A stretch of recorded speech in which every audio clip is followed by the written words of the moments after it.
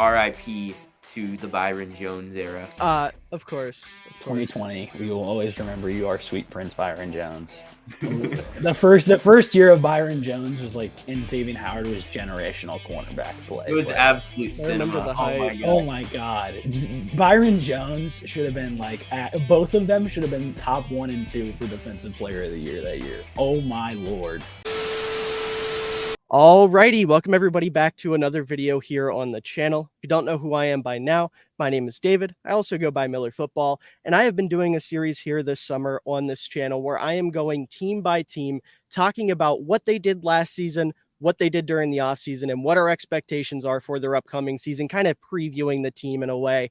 And obviously, because I'm a Bears fan, I can't give that in-depth personal insight on 31 out of the 32 teams. So for each episode, I have brought on guests that are fans of each team. And this episode is very special for multiple reasons. Number one, the Miami Dolphins, which it's not apparent is the team we're going to be talking about, is a very, very fun football team.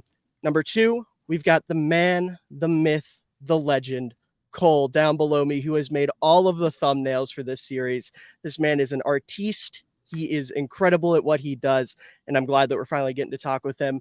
And on top of that, we've got two other very educated individuals. Obviously, to my right, we've got another legend in Nico, also known as EliteTakes. And then down to my right, we've got yet another legend in Tyler DeSena. So just across the board, big episode, big names. But before we jump into it, how are you doing today? Doing awesome. Yeah, doing great. Ready to talk some Dolphins ball. Awesome. I love it. Coming off a big win yesterday. Big win. Yeah. Huge win. Awesome. All right. So to kind of start this, we were talking about him a very small bit before we started recording. Obviously, the head of this team is Tua Tagovailoa, the quarterback, and he had a really good but also a really rough season last year where he looked incredible, top 10 quarterback numbers, and then obviously all of the head injuries and things like that. So I'm sure I already know where this is going to go, but I do want to start this by asking, where do you guys stand with Tua right now? Are you worried about him, or are you fully confident in what he's going to do next year and going forward? I'll start here. I think I'm somewhat confident when he's on the field. I think obviously you brought up the biggest thing, which is his health and the fact that he had 2 or 3 concussions last year and has had injury concerns outside of the concussions every year he's been in the league. That's obviously the biggest thing. So, I mean, if we can get him on the field for, 14 and plus games, I feel confident in what this team can do as a whole, because without him, we won, I think, 1 game, and it was a 9-6 last game win against the Jets. So I don't think this team exactly has much of a path to winning football games without him. However, I think that there's obviously still concerns with the playing ability. It's how much he can create outside of what's there. And obviously what's there is special with Tyreek, Jalen Waddle, and Mike McDaniel's one of the better play callers in the league. But I think he doesn't really stretch the field either vertically or horizontally. There's not much, outside the numbers, far hash stuff. There's not a bunch of deep stuff. So when teams started late last year, the 49ers, the Chargers, flooding the middle of the field, and we saw that on Tua's pick literally yesterday in the preseason game, when teams start flooding the middle of the field, throwing zone coverage at him and switching up pre and post snap looks, that's when he starts struggling. So, I mean, overall, if I had to give him a grade of how comfortable I am on him, it's probably around a B. But I mean, I think the big things are the injuries and how sustainable is his play when teams start to figure it out and counter it.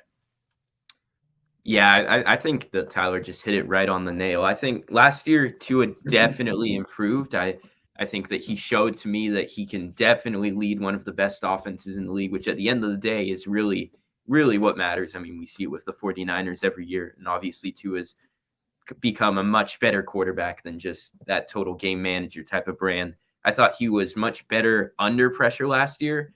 I don't think he's an amazing playmaker, but he was one of the more efficient quarterbacks in the league under pressure. I thought his pocket movement improved. I mean, this is a very, very poor, or I guess one-dimensional pass blocking unit outside of Teron Armstead to an extent. And I really think that with a quarterback with poor pocket movement, they probably produce one of the 3 most sacked quarterbacks in the league, and that's just not really what happened with Tua.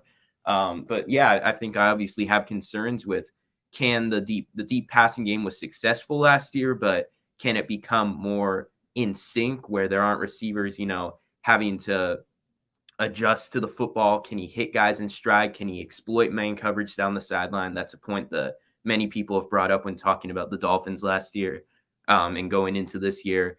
But yeah, I'm really pleased with how much he's honed in on his accuracy, how much he's honed in on timing. But I also don't want him to get sort of careless with his timing and just immediate see it, throw it type of thing with the RPOs, where you can really exploit that by stuffing the middle of the field. So yeah, I'll say like a B minus with my confidence in Tua going into the season. Yeah, I think they both hit nail on however you say that expression. I've watched Tua since he was a freshman at Alabama. You can see the flag behind me, you can see the hat. So I've always had kind of a love for the guy. And I've always seen where his weaknesses can be exploited, but I also see where his strengths just don't get talked about enough. And when you're talking about quarterbacks, it's always the arm strength or how far they can throw the ball or how much zip they can put into the ball, which, yeah, that's very valuable to have. And you see some of the best quarterbacks in the league have it. But you also see some of the worst quarterbacks in the league have those traits, and they don't have the accuracy necessarily to put the ball where it needs to be. And like Tyreek said, whenever he got to Miami, he's like, he just wants the quarterback that can put it where it needs to be, and he can go and run with it. And I'm not saying Tua is better than Mahomes, because he's not, but he does those things that people don't really talk about. And I think it's kind of gone under the radar just how good he can be. And there are concerns, obviously, because, I mean, he doesn't have the strongest arm, but I don't think he necessarily needs to be to be a great quarterback in this league. Some of the best, Tom Brady didn't have necessarily the strongest arm, but he put the ball where it needed to be and where his receivers can go and get it. And I think Tua does that very well. Now, he has those mental lapses that really make you want to punch your hand through the wall, but he also has those. I mean, he puts the ball some places some quarterbacks just can't. I think back to that Browns game the Browns game where he threw that ball to Waddle. Yeah. That ball was a lot of people can't put that ball right there. It's an accuracy, and I think accuracy is just as important as arm strength. When the modern NFL opens players up, and you're not just having to throw the ball 100 yards.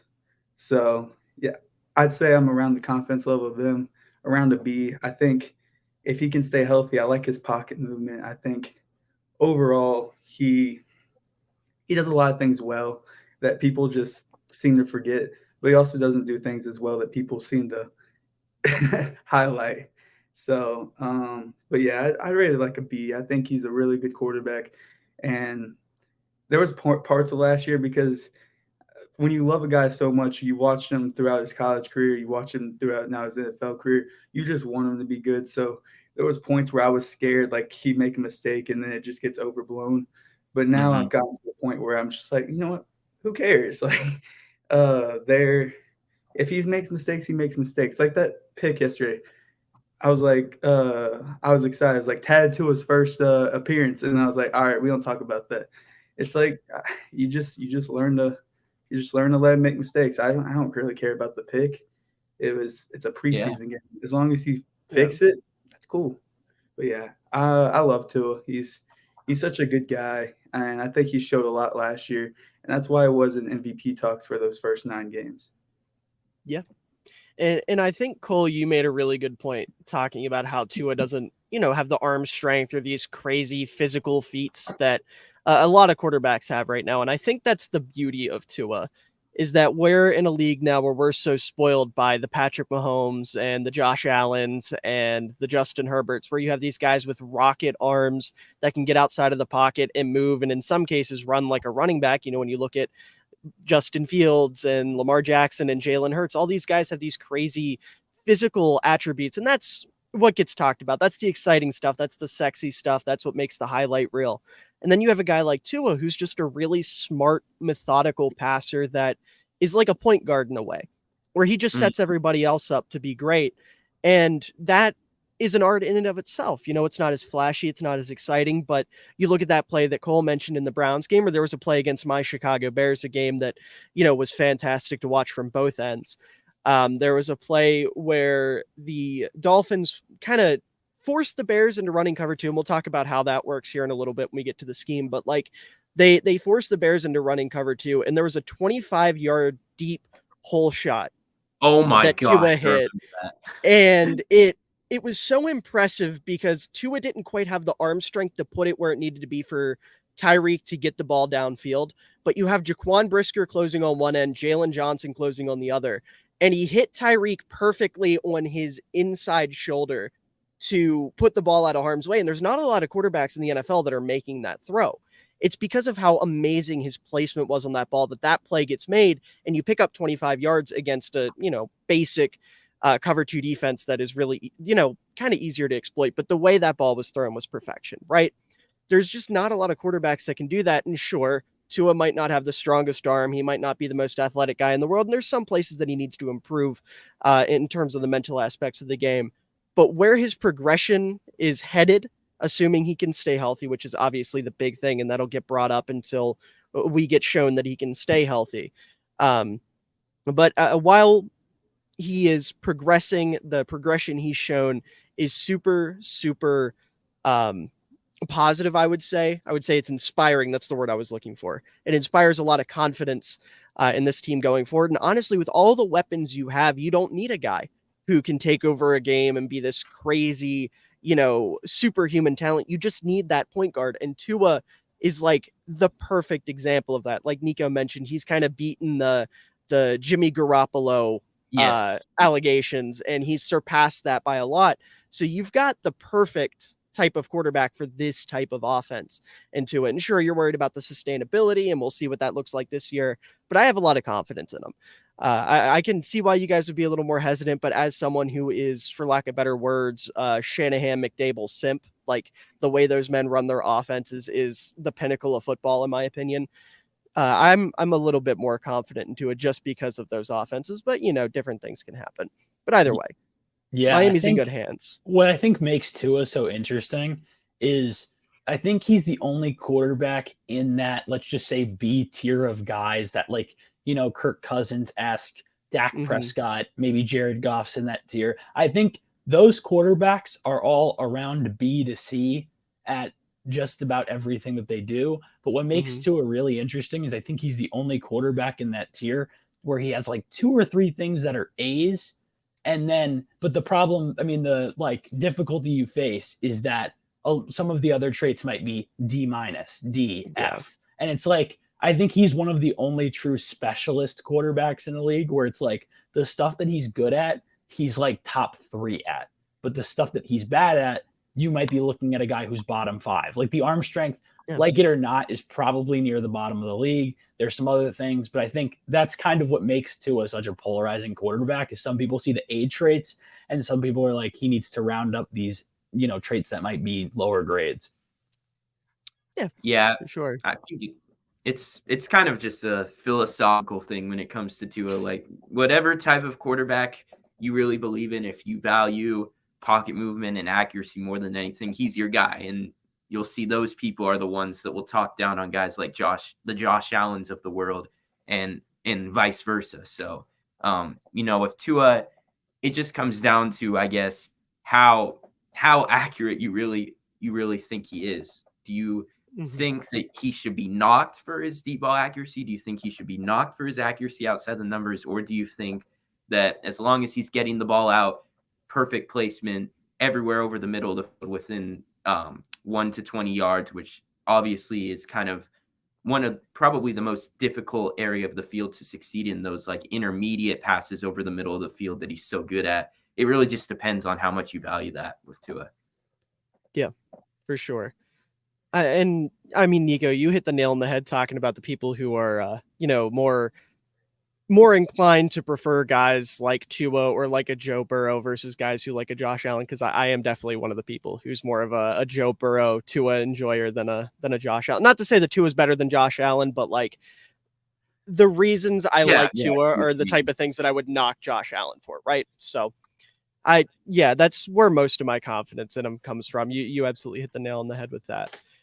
But moving off of Tua and just kind of moving on to the Dolphins as a whole, this is a team that last year was 9-8. They were second in the AFC East, despite everything going on with Tua's injuries. They were 6-2 at home, 3-6 on the road, and then lost 4 of their last 5 games, obviously with no Tua there. And then looking at some of the numbers off of that, specifically EPA per play and then their scoring numbers, they were 21st in rushing, which caught me off guard when I saw that, because you think Mike McDaniel coming in as one of the best run game specialists in the league. This team just couldn't run the ball, and we'll talk about why that was. It was primarily the offensive line. They were 8th in passing EPA per play, like Nico said. Tua was a very efficient passer last year. They were 9th in run defense EPA per play, 26th in coverage EPA per play, and I thought they attacked the offseason with plans to fix that very, very well. They were 11th in points scored with 397, 24th in points allowed with 399, and then 14th in point differential with a -2. So out of those numbers, is there anything that jumps off the page to you as something you would like to see them improve on next year, or maybe something you just didn't expect from them? I think the run game numbers are like the number one thing. And I think that largely a lot of it, like you said, the offensive line was not great last season, but I think a lot of that gets a tad bit overblown, mainly because there were a lot of situations where it was like neutral games or Miami was up and they just they just refused to run the ball. And there was a time about mid-season when Tua was getting really hot that this team kind of became disillusioned in running the ball and became like, hey, we've got a quarterback who is as hot as anyone in the league right now, and it looks like he can thread any needle possible. We're going to throw this ball. And I think that they became like a team that had just completely out of their comfort zone, like pass to run like ratio. And they were passing on a lot of early downs. And like the games against the 49ers, the Chargers, a big way to fix those teams bailing with a ton of DBs and flooding the middle of the field was to run the ball. And they just straight up did not. So I think a huge thing is probably just, running the ball more, because I think there were a lot of times last year where their efficiency wasn't even that bad. It was just the number of carries that was so low. Yeah, I mean, if you look at them, they were second to last year in rushing attempts, only in front of the Bucs. And the Bucs didn't run the ball because their run game is terrible. And Tom Brady on his final year, Tom Brady was, I believe, the most pass-heavy quarterback in the league. And like, it really wasn't that inefficient. Like Tyler said, I think there's a lot of sort of trauma for me as a Dolphins fan when it comes to refusing to run the ball down the stretch of the season. We even saw it in 2021 against the Titans with the playoff berth on the line. Duke Johnson was balling, and we ended up like giving him 7 carries, and that was it. And I think that this running back room is actually pretty deep. We've got guys who honestly can create more than the offensive line gives them. I'm becoming more and more high on Raheem Mostert, obviously depending he stays healthy. But last year, he really proved that he's more than just a speedster. He has legitimate power between the tackles, and his vision is excellent. I really think Devon Achane kind of adds an edge in the outside rushing game. We'll see if he stays healthy. And, Jeff Wilson just sort of gets it done. He's an obviously great scheme fit. So, yeah, I think we got to run the ball a little more this season. I don't think that there was an incredibly valid excuse not to.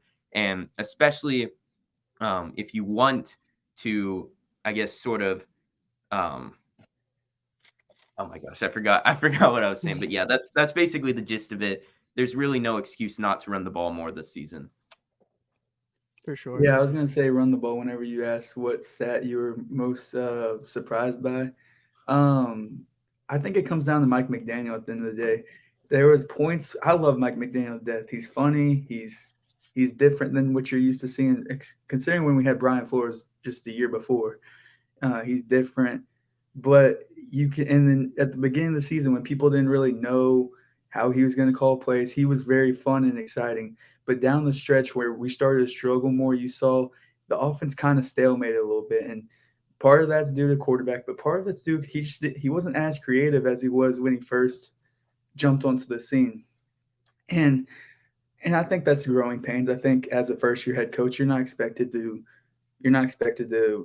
get all this stuff right away. But that's kind of what I want to see when running the ball, is how more creative he gets. I love the creativity of giving Tyreek the ball. Now you have Devon Achane, Raheem Mostert, Tyreek, and Waddle. You have so much you can do with that, and I think he will get more creative. I think he will fix it, but that's kind of where in the middle of the season, that's kind of what I was noticing. Even with the quarterback and whatever, I think Mike McDaniel just got a little less creative. He kind of got complacent, and that was the only problem I really arose from that season. You can't 9-8 with no quarterback for almost half the season. You can't get too mad, but that was only Mike McDaniel he showed a little bit of his rookie colors there when he kind of got a little bit complacent during that middle of the season where we kind of started to struggle a little bit more. Yeah, and just a quick note here, like we were second to last in rushing attempts, with the Bucs being like Nico said, the only team that had less. But the Bucs averaged 3.4 yards per carry, and Miami was at 4.3, which is a lot closer to league average. And we still only ran the ball like 4 times, I think, more than they did. And I think that's like a huge thing, is the fact that Miami just down the stretch was not running the ball in games where they were either, in a neutral setting, or even games where they didn't have their starting quarterback and like Skylar Thompson was throwing the ball like near 30 plus times. Yeah, it almost. Go ahead. Sorry. Oh, okay. I was just gonna say it almost felt like Mike McDaniel got so obsessed with this beautiful passing game he came up with that he forgot, hey, I made a name for myself by running the football, and just kind of threw that to the side. And it's so funny too, because we were talking about him before we started recording. He has Alec Ingold on this team, and this dude's a tremendous run blocker on top of being a good weapon. And Mike McDaniel utilized him a ton throughout last season. And you'd think a team that's utilized, like I'm pretty sure by the end of the season, he had the second highest snap count out of all fullbacks, only behind Pat Ricard.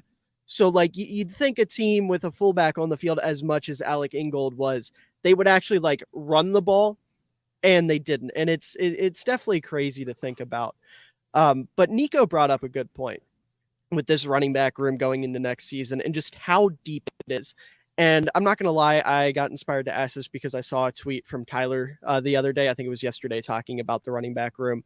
So considering how deep this running back room is, there's only so many roster spots for the running backs on this team. So who do you think is going to end up being the odd man or the odd men out of this running back room? I put out like you said, pretty much this exact tweet yesterday. I stole this from you straight up. I saw that tweet too. I was just trying to figure it out because honestly, there's a lot of guys I like for different reasons. Like Raheem Mostert, I think, is the most well-rounded back on this team. I think Devon Achane, obviously that's a lock because you drafted him in the 3rd round.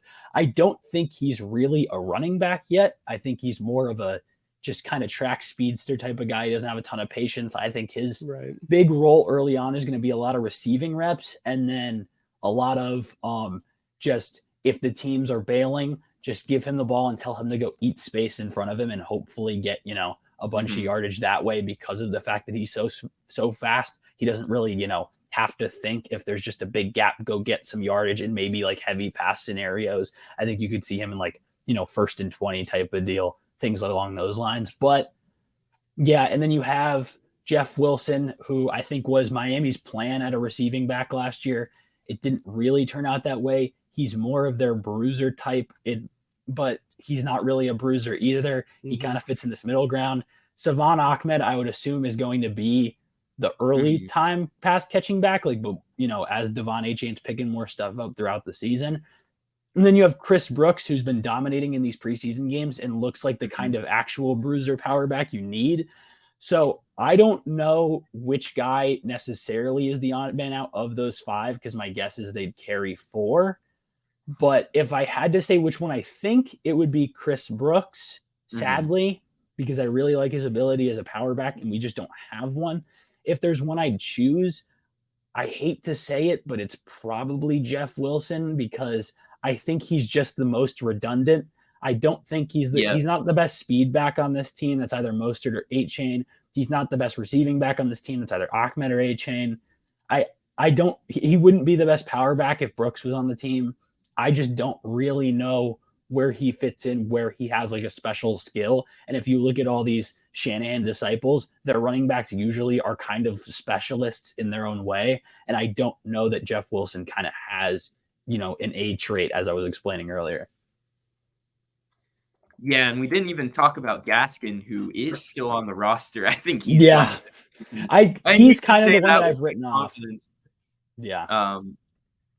But yeah, I kind of agree. You do need these sorts of specialists, and I think one thing that will really be important is for Mike McDaniel is keeping a running back on the roster who's the best in pass protection. I mean, I haven't personally looked into that too much, but it's definitely an apparent issue with A-Chain, as we saw yesterday. Yeah, it's With gonna Will Anderson. probably be Will. That's probably where Wilson is that A, That's which what is I what was leads me to kind of believe getting that it's at. probably him over Brooks. Yeah, that's kind of where I was getting at. I think that's kind of his one calling card to stay on the roster, and also the fact that the Dolphins traded a 5th round pick for him last year, which is it's kind of a big deal, I think, for a sort of average running back in the league. I think that was just sort of like a go get your guy. The team is hot. Let's bring in more dudes who know how to run this system. So it's going to be really tough. I think they will probably practice squad Brooks and run with those 4. But I couldn't blame them if they cut Jeff Wilson. I don't see a world where Jeff Wilson's cut. I mean, he was only in the system for after the trade deadline last year. I think you give him one more year because he was in the system before that at the 49ers, but again, he was only with this team until after the trade deadline. Now they could see like a Chase Edmonds situation where you get traded for Bradley Chubb, maybe if he still looks like the odd man out. But I think Jeff Wilson. I still think he provides value to this team. I don't think he's necessarily the best at anything besides probably pass protection because all the other ones are just not very good. But I do think he does provide value as a guy that can just kind of do everything that you need him to do and go and protect your injury-prone quarterback in the backfield. Because as you see, Ahmed and A-Chain were not good pass protectors. Raheem Mostert, not a good pass protector, but Jeff Wilson can be, I think. And I think he does, even though he's not really a bruiser, I think he does have some power between the tackles. I think he has that speed that is viable for this team and getting out in space.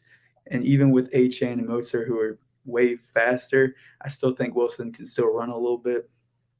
And I don't think you trade him for a 5th round pick for nothing. I think they do have a plan for him, and I think he's just kind of getting his feet wet. I think obviously Gaskin's out of here, but whenever that's come through, I love Gaskin. And he was a 2020, 2021 legend. He was. He did the gas emoji from the Dolphins whenever he scored a touchdown, but he's just not really particularly great at anything, and all the other guys in front of him are better. I'm excited about A-Chain. I don't know what his injury entails. I know it's a shoulder injury, but I think he has a lot of potential. He runs pretty well in between the tackles for a guy that's like 190 pounds. He's got the speed, but sometimes when I watch him, he's fast, but he doesn't like accelerate that fast.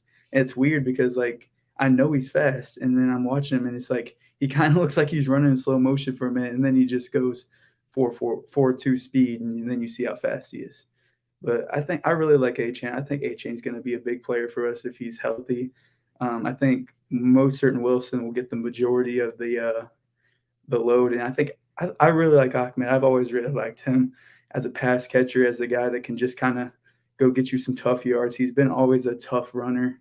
But yeah, those are the 4, I think. I think Chris Brooks, as you said, good power back, but he'll probably be a practice squad guy. Maybe a guy like Gaskin that you see brought up in a couple years whenever Mostert's knees have not done him any favors and A-Chain's out there being the best running back in the league. But yeah, I think it's those 4 guys. I think Wilson.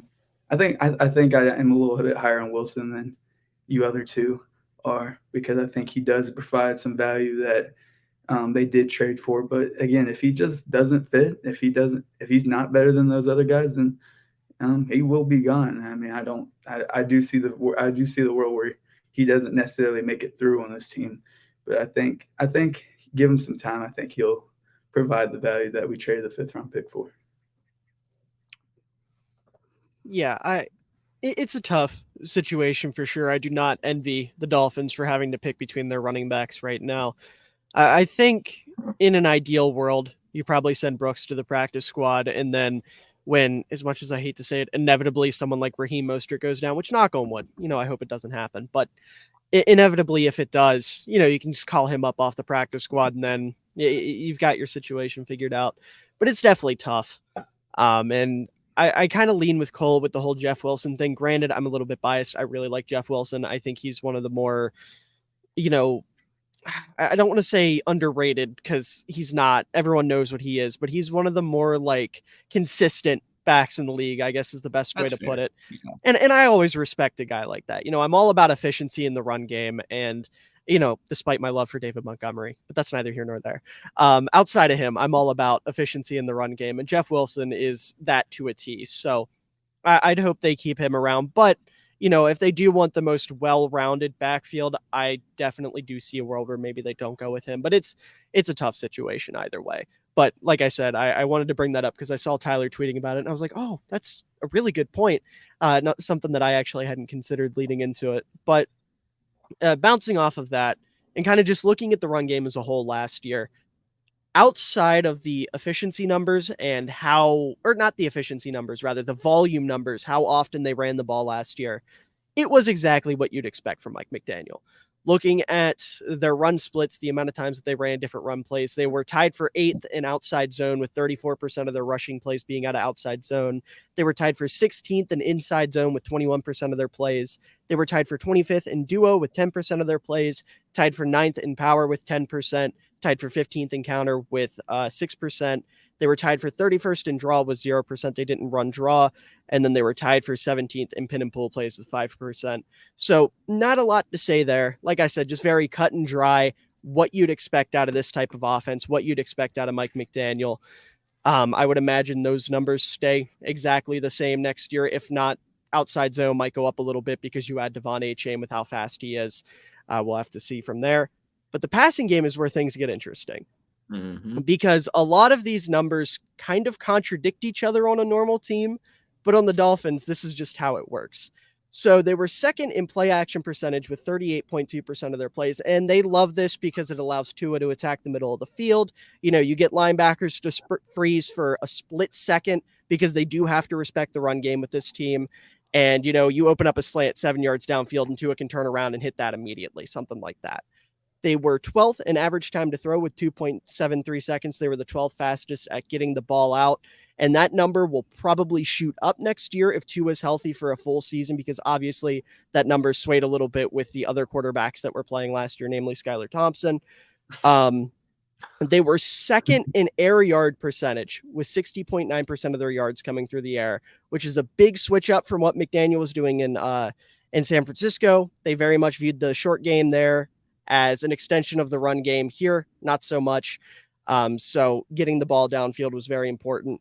They were third in average depth of target with 10.3 yards, and they were sixth in yards per attempt with 8.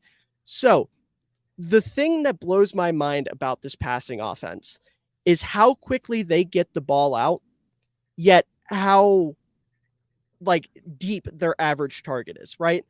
Because this offense is essentially like a 3-step drop, and then Tua just hits Tyreek downfield after he's got to step on somebody. And it blows my mind. So I don't know if you guys want to talk about this passing offense at all, add any of your thoughts. But I love it. It's a very creative, very interesting passing offense for sure. Yeah, I think that a lot of it is so predicated on Tua's quickness and ability to manipulate defenders in that intermediate short area of the field.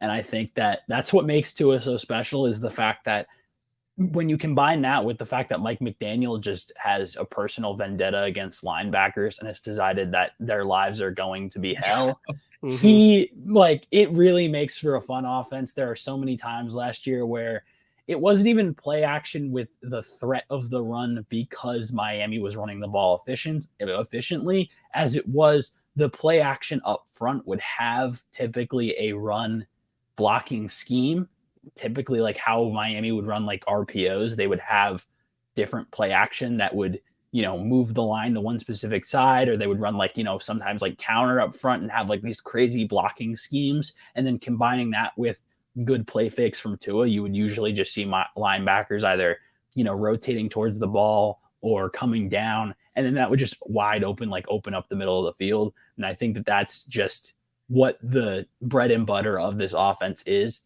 we want as many linebackers on the field because we think Tua can beat them. And we know that if you guys have linebackers over the middle of the field against Tyreek and Jalen Waddle, we can turn a 7-yard gain into a 25-yard gain.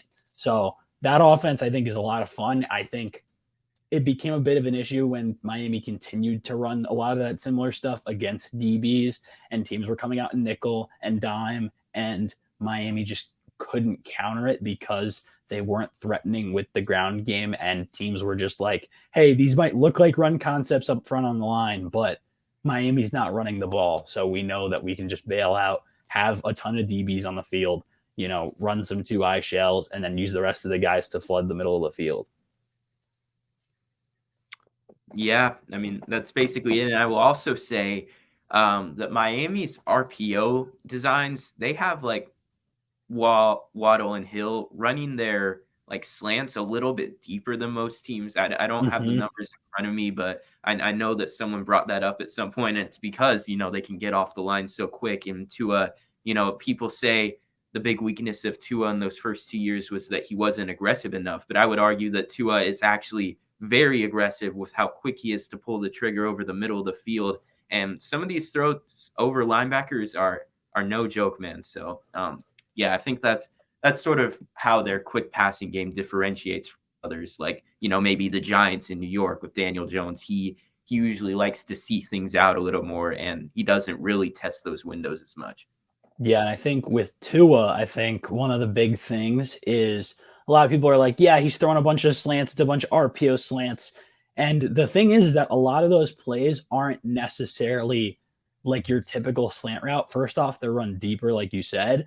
But another thing is like a lot of it is these receivers are sometimes running like almost sideways and just getting to spots and getting to landmarks. Like there was a lot of times last year where you would see the guy kind of like, you would see one of these receivers start on their slant route and then just kind of slide to a spot in the zone, and Tua would know like, hey, this guy's going to be here at this time. And it was a lot of just more so getting the landmarks rather than actual routes. I remember there was a play against Cleveland where Trent Sherfield had a big gain, and it was almost like you would see like an NBA defender like sliding over. That's kind of how he got into the window on the routes. A lot of them were like sometimes a little freelance, and Miami wasn't necessarily running like a lot of set routes. It would be more so like, here it's going to look like a wheel, but we've got him like settling down in space when a lot of these teams aren't necessarily running stuff to settle down in these spots. Yeah. Yeah, I mean, I just agree with everything they're saying right now.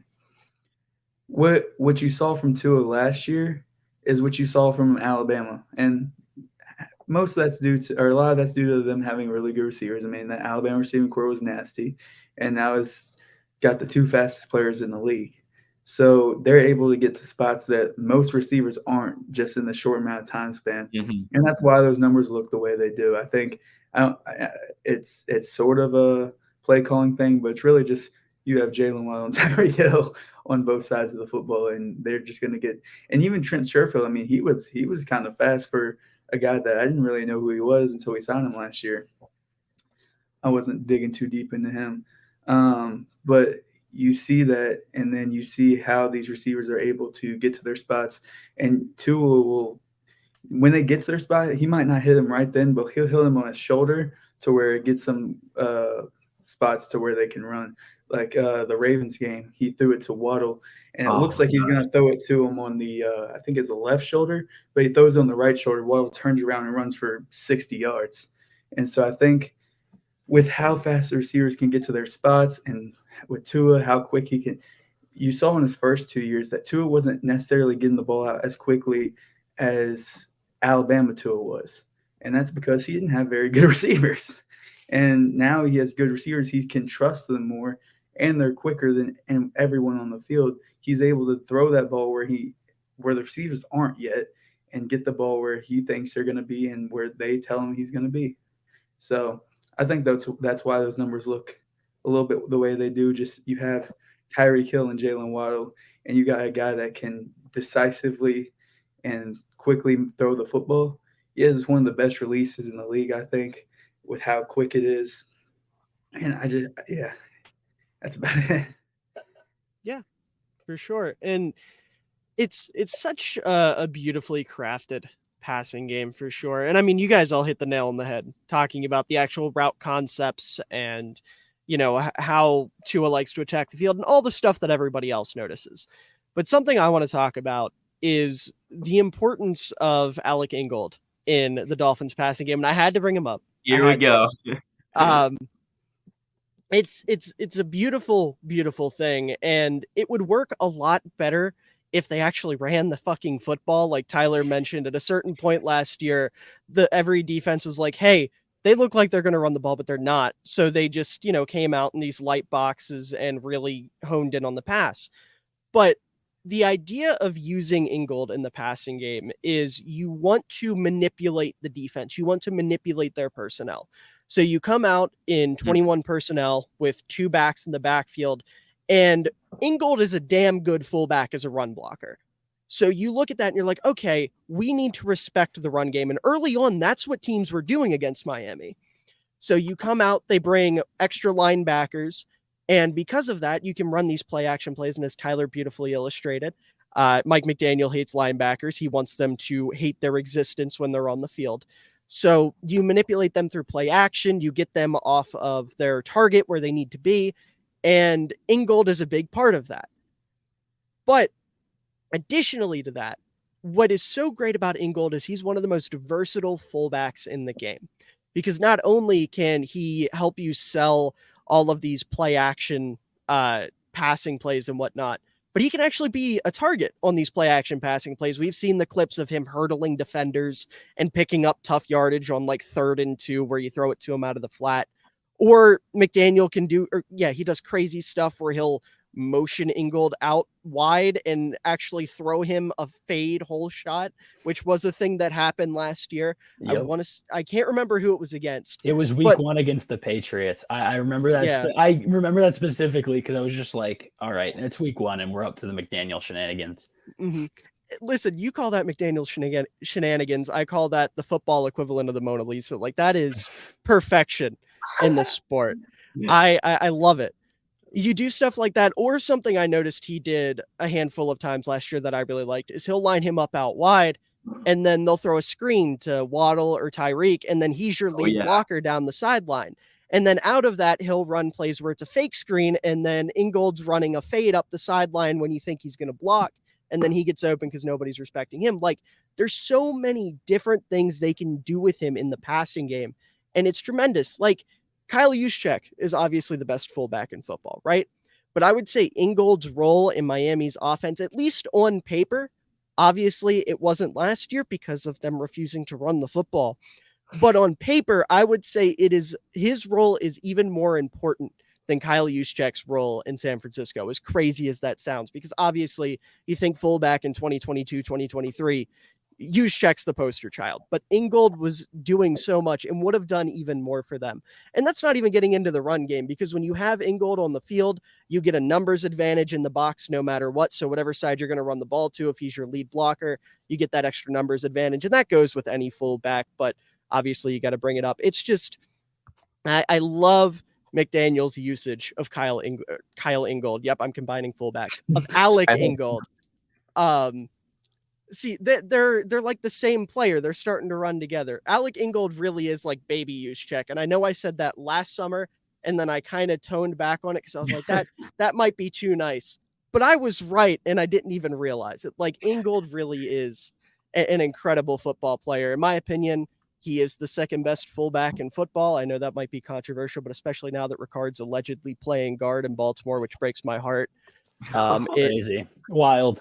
I know it's insane, but it hurts. It hurts so bad.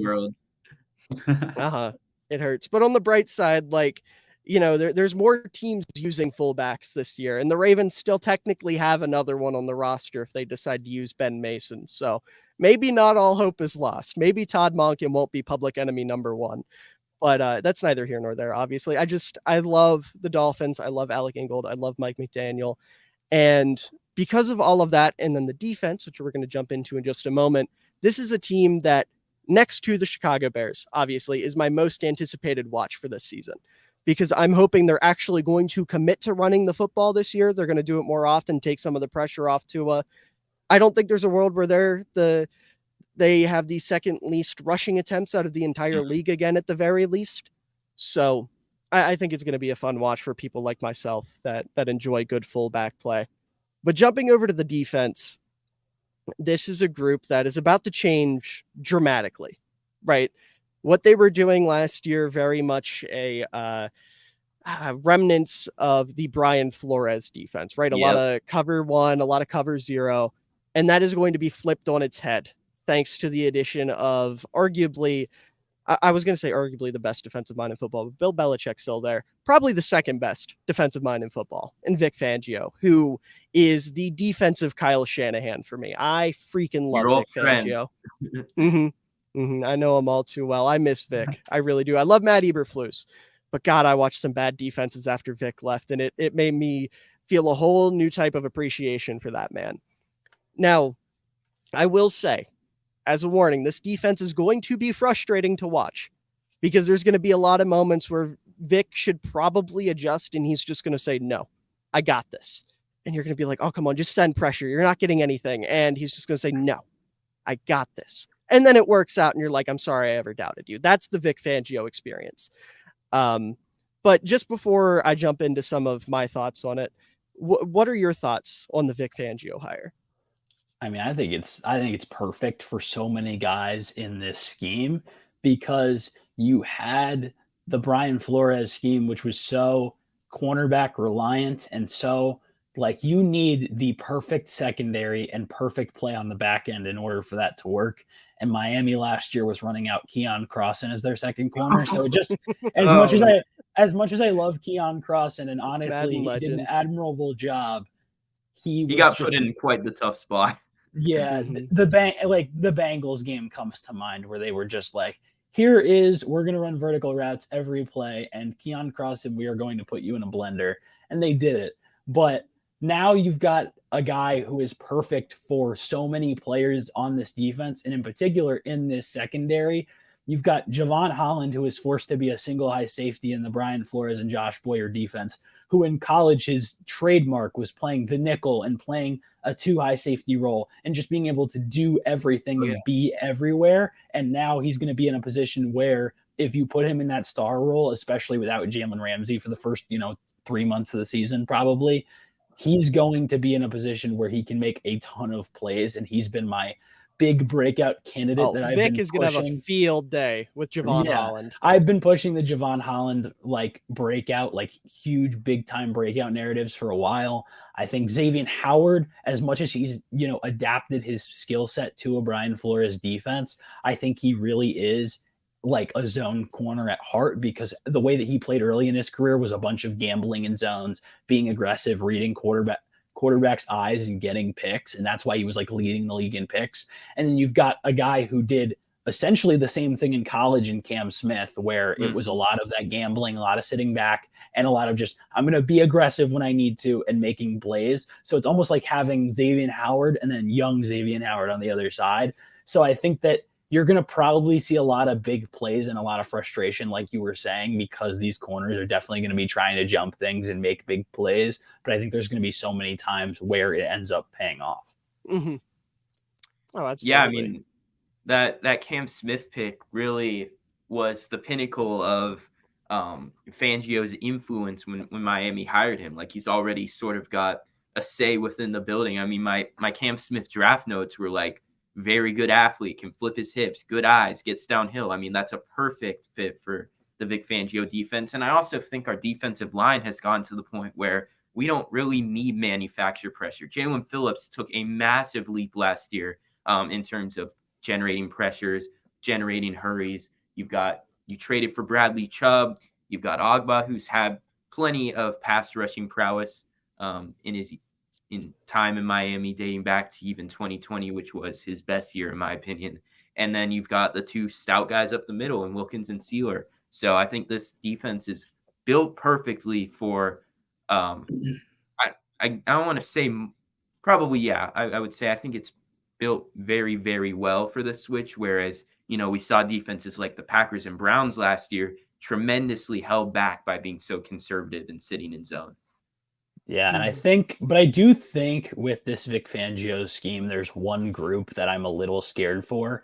And a lot of people I don't think are expecting this because Miami's interior defensive line was so good last season.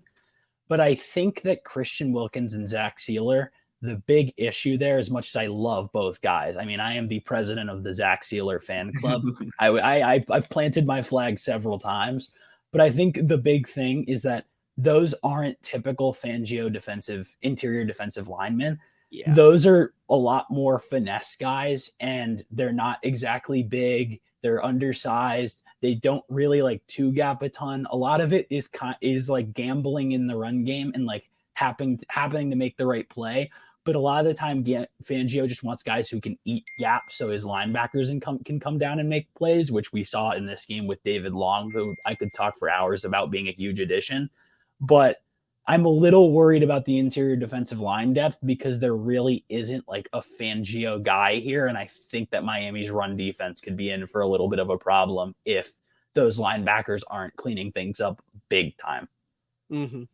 I'm glad you mentioned David Long because I put out a tweet yesterday saying that David Long was the most underrated signing in all of football in the offseason.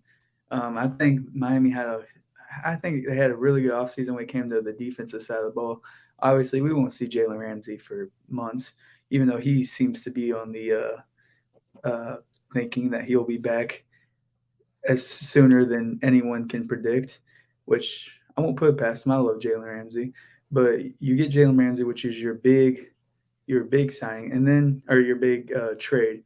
And then David Long, I think, was the most exciting for me because I knew he was such an underrated player for the Titans that no one ever talked about. For some reason, he was always like filling the run game. You saw it yesterday in that Texans game. He was making play after play.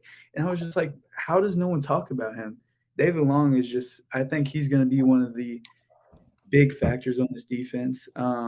I do like the Fangio scheme. I was not a big fan of the Brian Flores scheme. When it worked, it was fun. When it didn't work, it was not fun.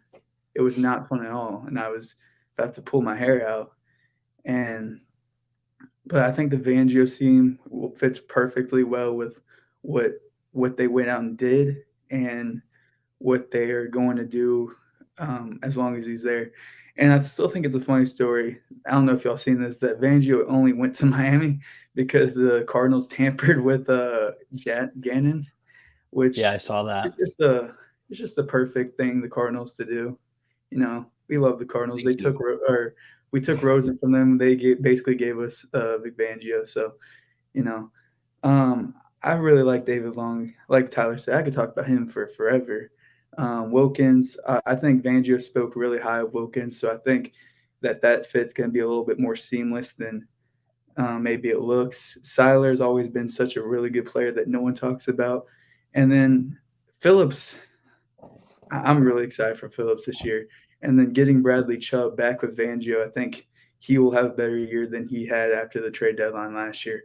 So, again, I think y'all talk about the corners. The corners are a seamless fit with Cam Smith, Xavier Howard, Jalen Ramsey whenever he gets back, and then obviously Javon Holland. And I don't know who's going to start the other safety, probably Deshaun Elliott or Brandon Jones whenever he's healthy. I think there's going to be a lot of three safeties too, because I think there's going to be a lot of like moving guys down in the box. Yeah. Jones and Holland probably are the three. Yeah. But I really think what they did in the offseason made this more of a seamless fit than it would have been had they just kept the same guys around. I've also been a big Xavier Howard defender. I know he didn't have the best year last year, but who was starting the other corner from him? He was over here having to do everything. And that's why I think Jalen Ramsey got a little bit of hate last year because he didn't have the best year. But again, who was it Robert Rochelle was on the other side from him at some point last year? Like both those guys had no one on the other side. Now they're together whenever Ramsey gets back. And then you add Cam Smith. Now I was in the draft. I liked Cam Smith, but I wasn't, whenever they picked him, I was kind of confused. I was like, well, we have corners. And then I was like, wait, no, Cam Smith makes sense. I think he was a seamless fit. And I mean, Ramsey, love him to death, but he's not getting any younger. Xavier Howard's obviously not getting any younger. You got to still build for the future while trying to contend now. And I think Cam Smith was kind of that pick that you can contend now and build for the future. Let him learn under guys that, like you said, many Xavier Howard, that he's probably looked up to for years. And I think he brings kind of that dog that the defense needed with Vic Fangio. And I think it's a seamless fit that they helped by the additions this offseason with David Long, with Jalen Ramsey whenever he's healthy, with Cam Smith. Even Deshaun Elliott, I thought was a pretty good player that we kind of just stole. So, yeah. No love for Eli Apple when naming off all the corners on this team. Honestly, I think he's a better fit here than he gets credit for. I think that he's probably the week 1 starter across from Xavier Howard, if I'm being completely honest, because I just Noah Igbenogany is not that guy, hopefully. And Cam Smith, I think it's going to take time. And obviously he has an injury right now, so we don't know how much that's going to set him back. But I actually don't think Eli Apple's a bad fit. He's not a bad zone corner. It's just when you have him one-on-one with like number 1 receivers on another team, on a team that's like, trying to compete for a Super Bowl, it's not usually going to work out for you. Yeah, exactly. And that's why I wanted to bring him up, because he is a good fit here more than he would be on a different type of defense, because this defense, it doesn't take a lot from the corners. Like if you remember the 2018 Chicago Bears team that was so dominant, you had Prince Amukamara as one of the 2 starters, and he was like really good that year at like 35 because of how little he was asked to do. He was just, kind of like you guys said, Xavier Howard likes to do. He was just kind of asked to attack the ball. And Kyle Fuller, as much as I love him, he was no elite corner at that point either. He played really well that year. A lot of this defense is predicated on taking the pressure off of the corners and having your safeties make plays, right? And obviously with Javon Holland, like Tyler mentioned, he's somebody I think is going to thrive in this defense. I've been putting together like an all agenda team for, a TikTok or something, and I can confidently say Javon Holland will be on that. Very, very excited to see what he was going to do. Another player I would like to put on that, but unfortunately, again, I agree with Tyler. I don't think he's going to have the best time in this defense is Zach Seiler. Like from last year's team preview, thanks to Nico, I do consider myself Seiler-pilled. But when you look at the type of defensive lineman that Vic Fangio prefers, again, looking back at that Bears defense, because that's my best frame of reference, you had Akeem Hicks, you had Bilal Nichols, and these are 2 guys that are kind of the opposite. They were more power-based. Akeem Hicks would just maul somebody like an actual wild grizzly bear. And as much as I love Seiler, as much as I love Christian Wilkins, that's not their game. As Tyler mentioned, like I'm basically just reiterating what you said. It's going to be tough for them to really dominate in the run game like that 2018 Bears defense was able to do. And also that Bears defense had Eddie Goldman. You guys have Raekwon Davis, I want to say, at nose tackle. Yeah, that's the guy who's probably going to get a lot more. He's going to be a lot of pressure on him. Yeah. And I'm going to be honest, I'm not the most knowledgeable about Raekwon Davis, so I'm not going to sit here and act like I know what he brings to the table or anything. But it's going to put a lot of pressure on him, and that's not ideal. But we'll see. We'll see what that does. But like I said, Javon Holland's going to cook in this defense. I think he's going to be great. Jalen Ramsey, when he comes back, even if it's just for the playoffs, amazing. One of the best corners in football. Obviously, I think he's going to remind people of that in this defense. And I'm really excited to see this defense specifically against your divisional opponents, because Vic Fangio's favorite thing to do is look at the other team's offensive coordinator and say, hey, that receiver you really like, Garrett Wilson, Stephon Diggs. I don't know what the Patriots are doing, but Garrett Wilson or Stephon Diggs.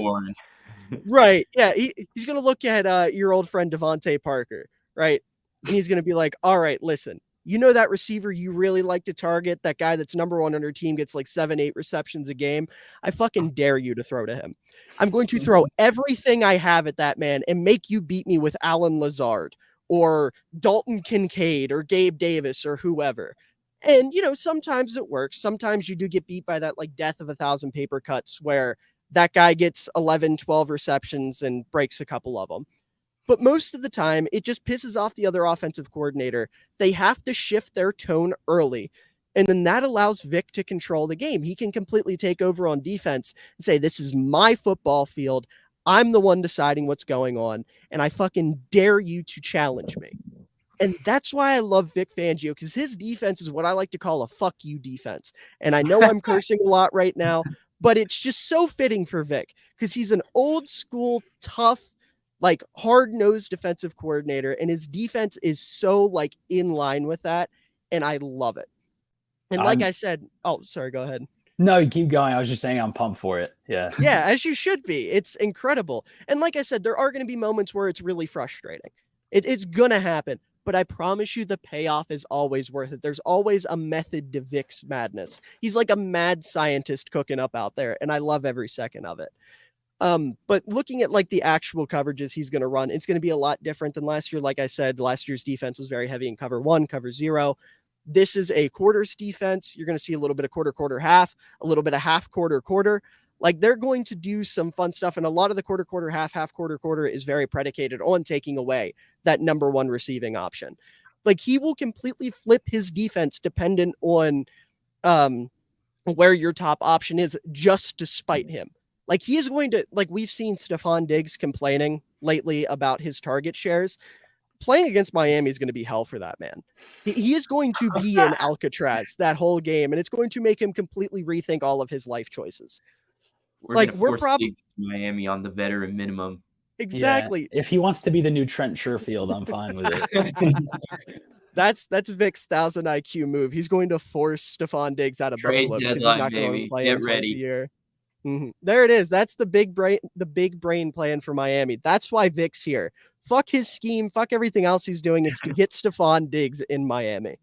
But no, I love this defense. It's so fun to watch. It's one of the most entertaining things in the world. And I honestly think, especially in the secondary, the talent you guys have, and again, I'm always going to compare this to the 2018 Bears because that's the pinnacle of this defense in my eyes. Yeah. The weapons you guys have in the secondary are better than what the Bears had that year. Like as a whole, like I think Javon Holland talent-wise is better than Eddie Jackson. Jalen Ramsey's better than anybody we had. I think Cam Smith can be better than anybody we had. Like that defense is going to be fantastic. That secondary is going to be crazy. And if that defense made Eddie Jackson look like a defensive player of the year candidate, I can only imagine what's going to happen with Javon Holland. Like I'm bringing this back to Javon Holland. I'm so excited for him. I think he's going to be awesome this year. He's somebody that I was super impressed with his rookie year. And I believe last year, me and Nico were talking about how great we thought he was going to be going into last year. Didn't quite happen, but I do think this is going to be his big year. I think this is going to be when Javon Holland cements himself as like a top 5 safety. And I think he's going to have a lot of that, or be able to thank Vic for a lot of that. Yeah, and I think me and Nico were actually talking about this on Twitter, is that one of Javon Holland and Miami's defensive personnel's best games last year was week 3 against Buffalo, where Josh Boyer ran the most cover 2 and 2 high safety looks that he'd run all season. And Javon Holland had like 3 or 4 drop picks on his own. And then Miami as a whole had like 6, 7, like Josh Allen near turnovers. And I think that's kind of what this defense is going to look like. I mean, obviously not the same entire scheme. Miami ran 0 quarters and 0 cover 6 last year.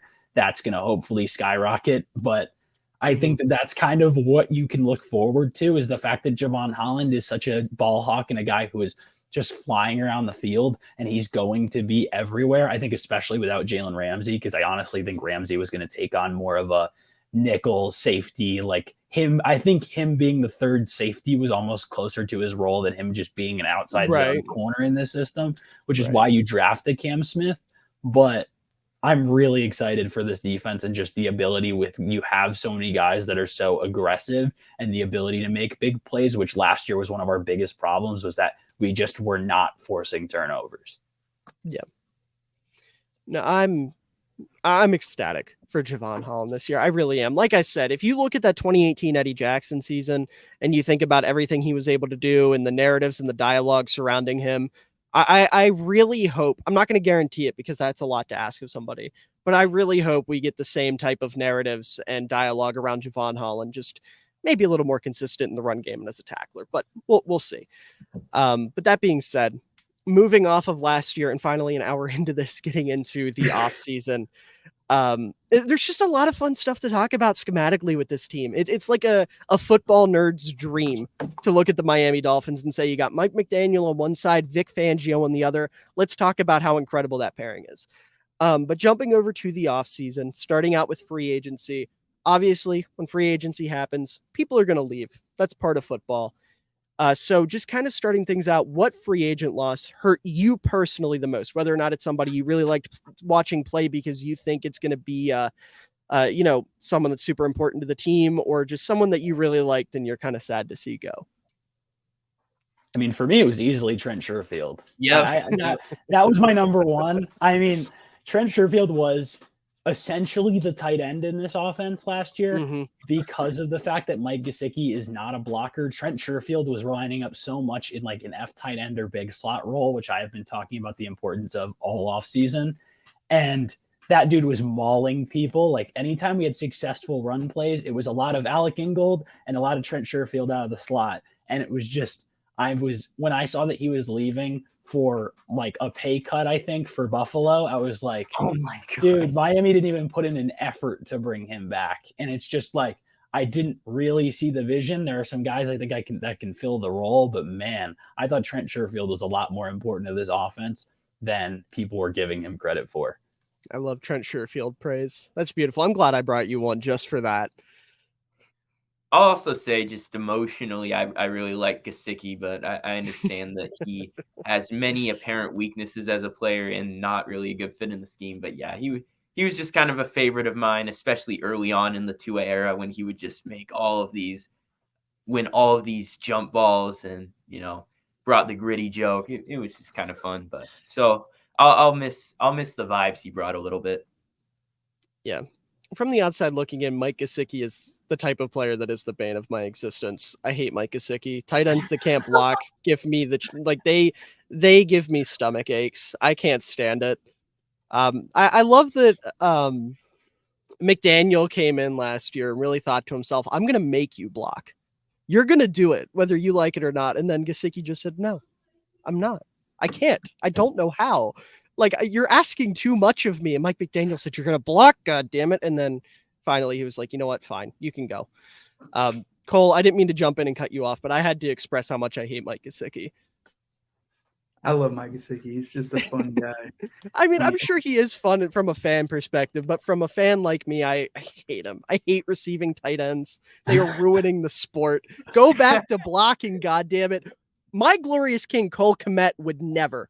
Okay, he blocks his ass off, and that's why he's top 10. But that's neither here nor there.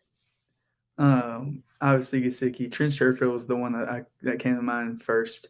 But I'll miss Landon Roberts a little bit just because he's a captain. He went to the Steelers, which came out of nowhere, but he was a captain. He was able to make some good plays. He was also kind of a liability.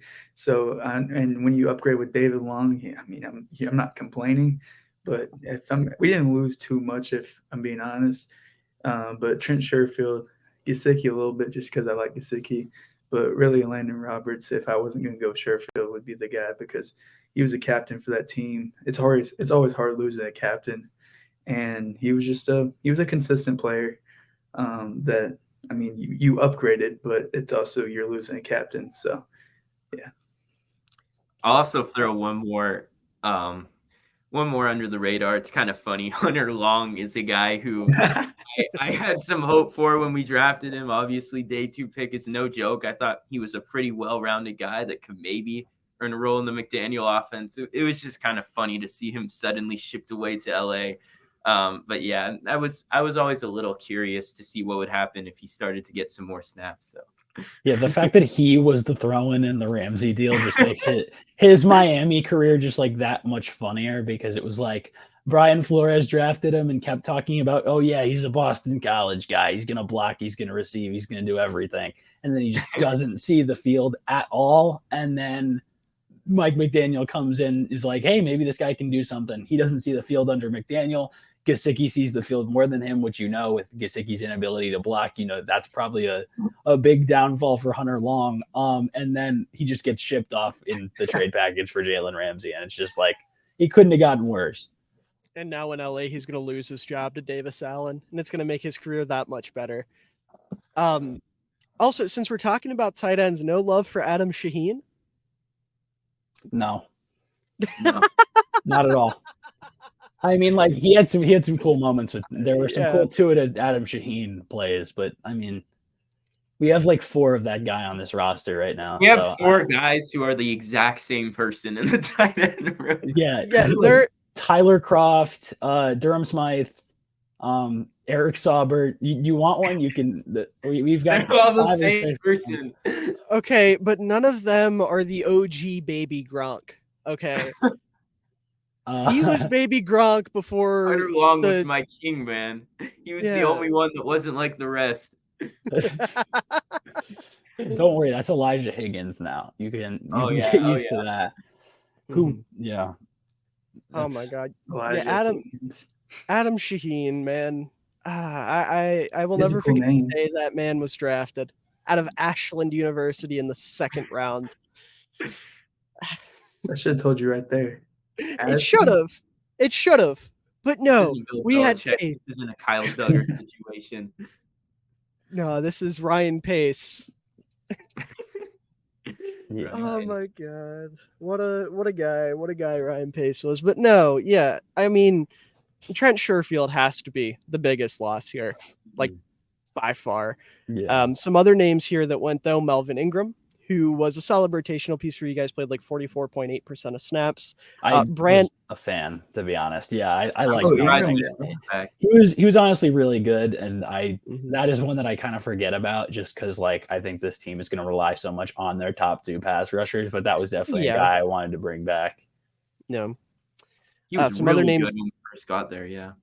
Oh yeah, he exploded. That Patriots game, he was in the Patriots game and the Bills game, he was insane. And I was just like, oh, okay, that's our number 2 pass rusher. But yeah. Yeah, a couple other names here. Brandon Shell, little addition by subtraction, if I'm not mistaken. He was our right tackle for so much of the year because Austin Jackson was hurt. So it was like, yeah, I mean, he wasn't going to get worse. Yeah, he played 72% of snaps for you guys last year. There were times where we were kind of hoping Austin Jackson wouldn't come back, and because I was like, okay, and then we were just like, and then Austin Jackson comes back and like gets hurt again. It's just I had no clue what was going on the right side of the line. Oh my. Other names here: Eric Rowe, the safety, played about 50% of snaps last year, and then just a long list of guys here. I don't have the desire to list off. I'm not going to lie. A lot of no names like Teddy B's here, Lions legend, greatest number 50 of all time. Atrocious last year. Oh my God. It was awful. Oh, I thought it would work, honestly. Like I was like when we signed him, I was like, yeah, we're going to be fine.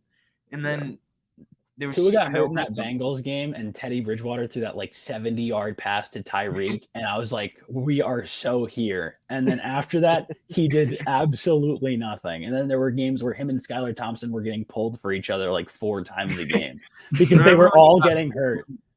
When he got pulled from the Jets game for the fake concussion. He got spotted. His head didn't hit the ground. And he got pulled on like the new spotter rule. And they just were like, you're not coming back in. And we were forced to run Skylar Thompson out there. And we lost by like 30. I was at Quinn Williams stiff arm Tyreek Hill. And we never heard the end of it from Jets fans. Oh.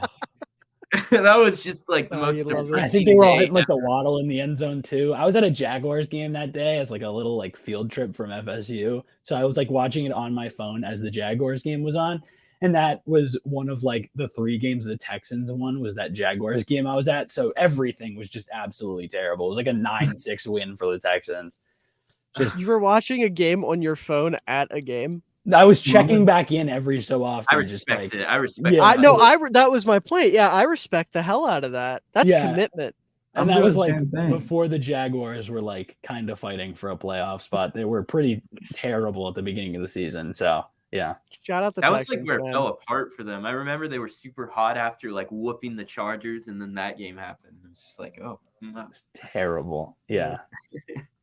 But yeah, moving off of actually no, there's one more name I got to bring up. Sethan Carter, the tight end from Miami. This man is the bane of my existence because Madden tries to list him as a fullback every year and makes him a higher overall than like most of the fullbacks in the league. And it's like he played H-back like one time for the Bengals. Please stop. He is a tight end. Ethan Carter has He's not just really been, an I tight think, end, he's on just a IR since he player. signed here. I think he was on IR for like 3 years. So I don't know if you told me he has less than 5 snaps, I would not be surprised in a Dolphins uniform. I'm not sure, but I wouldn't be He's the surprised most either. unplayed, like the name that I've heard so much, yet I've never heard it on an actual broadcast of a game. So Yeah, I don't like that I know so much about Ethan Carter. I literally only know who he is because of the Madden bullshit. Like, again, matters to no one but me, but it shakes me to my core because there's no reason this man should have a higher rating than Keith Smith. It's ridiculous. But jumping over, he's the versatile fullback archetype. He's the utility or whatever they call it. He's a tight end. He's not even a fullback. He played H-back like one time. Literally, he played H-back for like 6 snaps in Cincy, and that's it. It's ridiculous. And then also RIP to the Byron Jones era. Of course. 2020. We will always remember you, our sweet Prince Byron Jones. the first year of Byron Jones was like, and Xavier Howard was generational cornerback play. It was absolute remember cinema. the hype. Oh my god. Byron Jones should have been like both of them should have been top 1 and 2 for defensive player of the year that year. Oh my lord. They were on fire. But and then just had the weirdest ending ever. Yeah, and then he put out that whole tweet about how like he can't run anymore or something, and how like the Dolphins doctors like ruined his body, and then he deleted it 2 seconds later, and he retired for like 2 seconds, and then like the retirement tweet, and I was just like, what is going on here, Byron Jones? I still don't remember him getting cut. Like I just don't remember that happening. And then they planned to cut him, and they said they'll cut him after June 1st. They post June 1st. And then they really never like technically like there was no like the Dolphins have cut. It was just kind of like a known thing they cut him. Yeah. How the mighty have fallen. Man, it's crazy. Combine legend will miss you, Byron. Oh yeah, he always had an insane card when the combine came around in Madden. 99 jump, 97 overall cornerback. God, I remember when he got drafted and the hype around him from Cowboys fans. That was a different time. That was a beautiful time. But jumping over to some of the guys that you added, and then we'll talk about the guys that got retained. First thing I want to bring up here, why did Robbie Anderson change his name again? I don't know. I saw him too. I was in South Florida, like I'm down here for the summer, and I saw him like 2 weeks before he got signed, just like at a local park with his daughter. And he walked past me, and I was with my friends, and I was like, is that Robbie Anderson? And then a guy walked by me completely unrelated and was like, dude, I just saw Robbie Anderson. And I was like, yeah, that's who that was. And he was just there running around with his daughter. And I was like, yeah, I know he lives here, but like, you know, kind of a weird sighting. And then like a week or two later, he signed with the Dolphins. And I was just like, wonder how long that was in the works. But yeah, I have no clue what's going on with the name change again. Robbie Chosen is, although Chosen does go just insanely hard on the back of a jersey. It is so sick. No, but the funniest story from that is whenever Madden came out, there was Robbie Chosen on the thing. And this dude on Twitter is like, seriously, man, you can't even get this name right. It's Chosen Anderson. And then everyone just kind of flamed. Oh my gosh. Yesterday I was tweeting about him, and someone was like, I called him Chosen Anderson, and someone was like, dude, it's Robbie Chosen. I was like, oh my gosh, I give up. It's better as a last name. I'll say that. It is better as a last name. Yeah, it is Robbie Chosen. It's just like, at first we thought it was Chosen Anderson because he said that he changed it to Chosen Anderson or like something. I think he may have changed it twice. I don't know what's going on. He changed it to Chosen Anderson like a while ago, but he changed it to Robbie Chosen so he could wear it on the back of his jersey. Is that why he did it? Yes. It's like okay, I can't even be mad at that. I Like I think he wanted Chosen on the back of his jersey just no matter what, so he changed it to Robbie Chosen because that was what allowed him to wear it on the back of his jersey. I love that he's a Dolphin. I just love it so much. I don't think there's like many funnier parts to the Dolphins offseason than just the fact that he's there and he's kind of like wide receiver 5, but he keeps just like kind of making plays in training camp. There's not really a spot for him on this roster. I think he just wanted to play at home, and it's kind of working. So having fun out there. He has a side job I in football right respect now. it, honestly. yeah, I respect it. He might be on Miles Jack watch though. yeah. Honestly, I'm not. I Like, wouldn't be I'm shocked if he's putting on him on Miles Miles Jack. Jack watch, unfortunately. Or like Vontae Davis watch, where it's like halftime and he just walks off and never to be seen again. I would not be shocked. I was going to mention Vontae Davis when y'all were talking about Stephon Diggs winning out of Buffalo earlier after playing against Big Van. He's just going to retire at halftime. Oh my God. We should make the list of like most likely players to randomly retire in the league. Sounds like an EliteTakes TikTok video to me. I know, it kind of does. Now the ideas are brewing. Oh my. But anyways, beyond Chosen, who was your favorite free agent signing for the Dolphins this offseason? David Long. Yeah, I think it's gotta be David Long. I don't really know who else it could be. I mean, they're Mike like White. it's after what we saw of Mike White versus the Falcons, I will tell you right now that it is not Mike White, and it is for disrespect me. It is for certain not Braxton Berrios. It is anyone but Braxton Berrios. That means he needs to take 0 off of his jersey immediately. Go back to wearing like 10 or whatever. I can't have Braxton Berrios on my team wearing 0. He will be on our team. Respect the Miami legend. I know you don't like to respect Miami, but you should respect the Miami legend, right? It actually has nothing to do with him like being a Miami legend. It's just him like walking. Like the first time he was like at the stadium, like signing his contract, he was wearing like the all white like suit, and I was just, and he was like, and he had like the big giant chain, and I was like, buddy, you're signing your contract. Like everyone else shows up in a hoodie. You don't need to be doing this. He just feels like too much to me, and it drove me nuts. Now, what's funny about Braxton Berrios, so I still play NCAA football, and a long time ago, I had like this 10-year Miami dynasty, and he was on the team for like a good couple years of that, and he was just the greatest receiver of all time. I don't know how to say it. I was always known Braxton Berrios, and I saw he got drafted, and I was like, hey, that's the dude for my dynasty. I'm looking forward to those types of epiphanies when NCAA drops next year. Oh yeah, it's gonna be. Have a 10-year New Mexico dynasty going on. I'm gonna get to know so many more college players. I can't wait for it. Oh my God, the amount of FSU players that I'm gonna push narratives for solely based off of NCAA is gonna be insane. That Johnny Wilson. I saw Ronald Jones agenda. Ronald Jones. Ronald Jones. USC. He was so good at USC in my NCAA dynasty. Oh my gosh. Also, just quickly on the free agent signings, I think the one that people probably will not be super hyped about, but only because of off the field stuff, was DeSena Elliott, because like a week after he signed here, Lamar like had the whole contract issue, and he was like, Miami, trade for this man.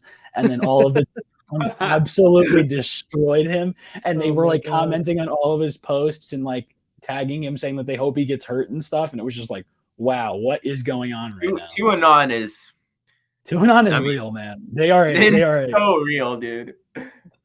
They are a group that exists. They certainly are a group that exists. God, don't say expect them. They will show up on this video and be mad that Tyler said he was a B tier quarterback. Oh, I'm already getting. I already get the Tuanon people just for saying that he threw a bad interception in a. I've never interacted with Tuanon, thankfully. I've gotten the amount of comments I get when I do film breakdowns and I say that Tua should have thrown X pass away or whatever, just like saying that he made one bad decision. It is really bad, and now like my Twitter following is kind of growing, and I'm scared it's going to be even worse. You've got hate followers in there. They're gonna follow. They're gonna find me. They're gonna follow me to Tallahassee in a couple of days. It's gonna be bad. See, that's what I gotta do. I gotta just find a player and start shitting on them, and then get all of their fans to start following me, to hate following me. That's how I gotta grow. Are there Velus Jones fans? Is there like a no? There are.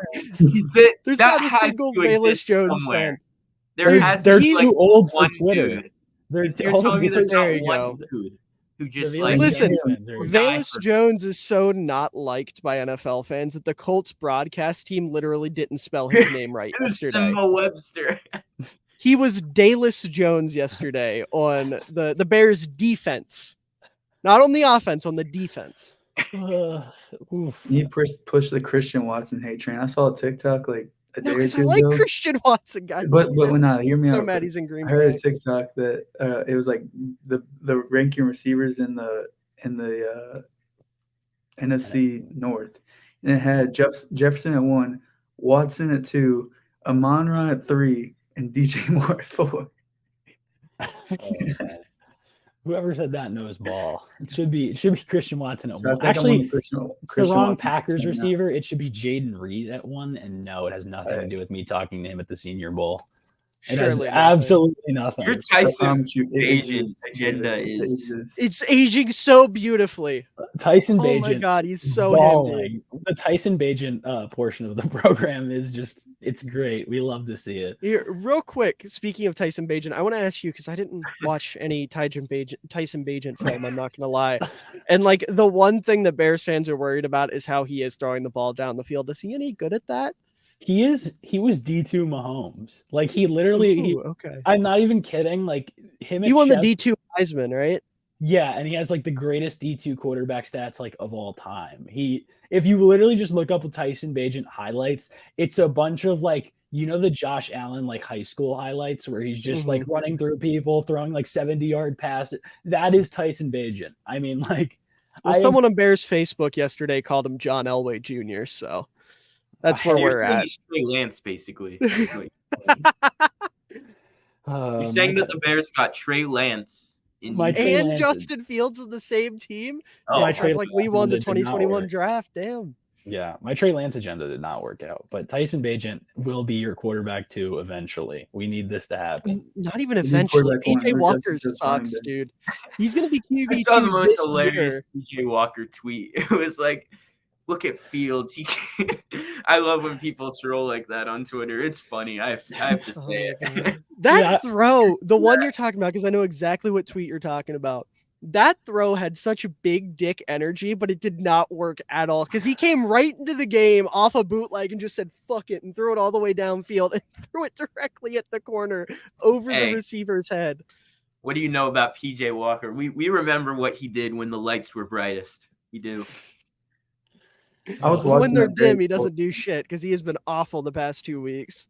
I was watching that Bears Colts game, and it was after Bagent did whatever he did. I wasn't really watching Tunley, but Nathan Peterman came in and threw a dot, and they're like, see, that's what you need after Bagent played well, and you're fighting for the quarterback too. So I was like, is this really a conversation? Nathan Peterman and Tyson Bagent for quarterback too? It kind of is. It should be Tyson Bagent and Justin Fields for QB1, but yeah. All right. We'll settle for backup QB for Bagent. Conversations will be had if Fields throws a pick week 1. They will be had. And they will be solely by me and my podcast co-host Luke. It will be both of us, and we will be pushing the Tyson Bagent QB1 agenda immediately. It's going to be like me when I was begging for Hal to come in last year. Dude, not to get too At least your quarterback was drafted. You're pushing narratives for quarterbacks who are drafted and are now starters. I'm pushing a narrative for somebody who has. I'll just wait until how I'm going to act when Kirk Cousins throws his first interception with Jaron Hall sitting on the bench. It's over. It's going to be so. It's over. Wait till Cam Ward gets into the NFL. I was pushing the Cam Ward draft narrative last year, and then he came back to school for his 18th year. Wait till he gets in the NFL next year. Man. I don't know if I can dig into that archetype.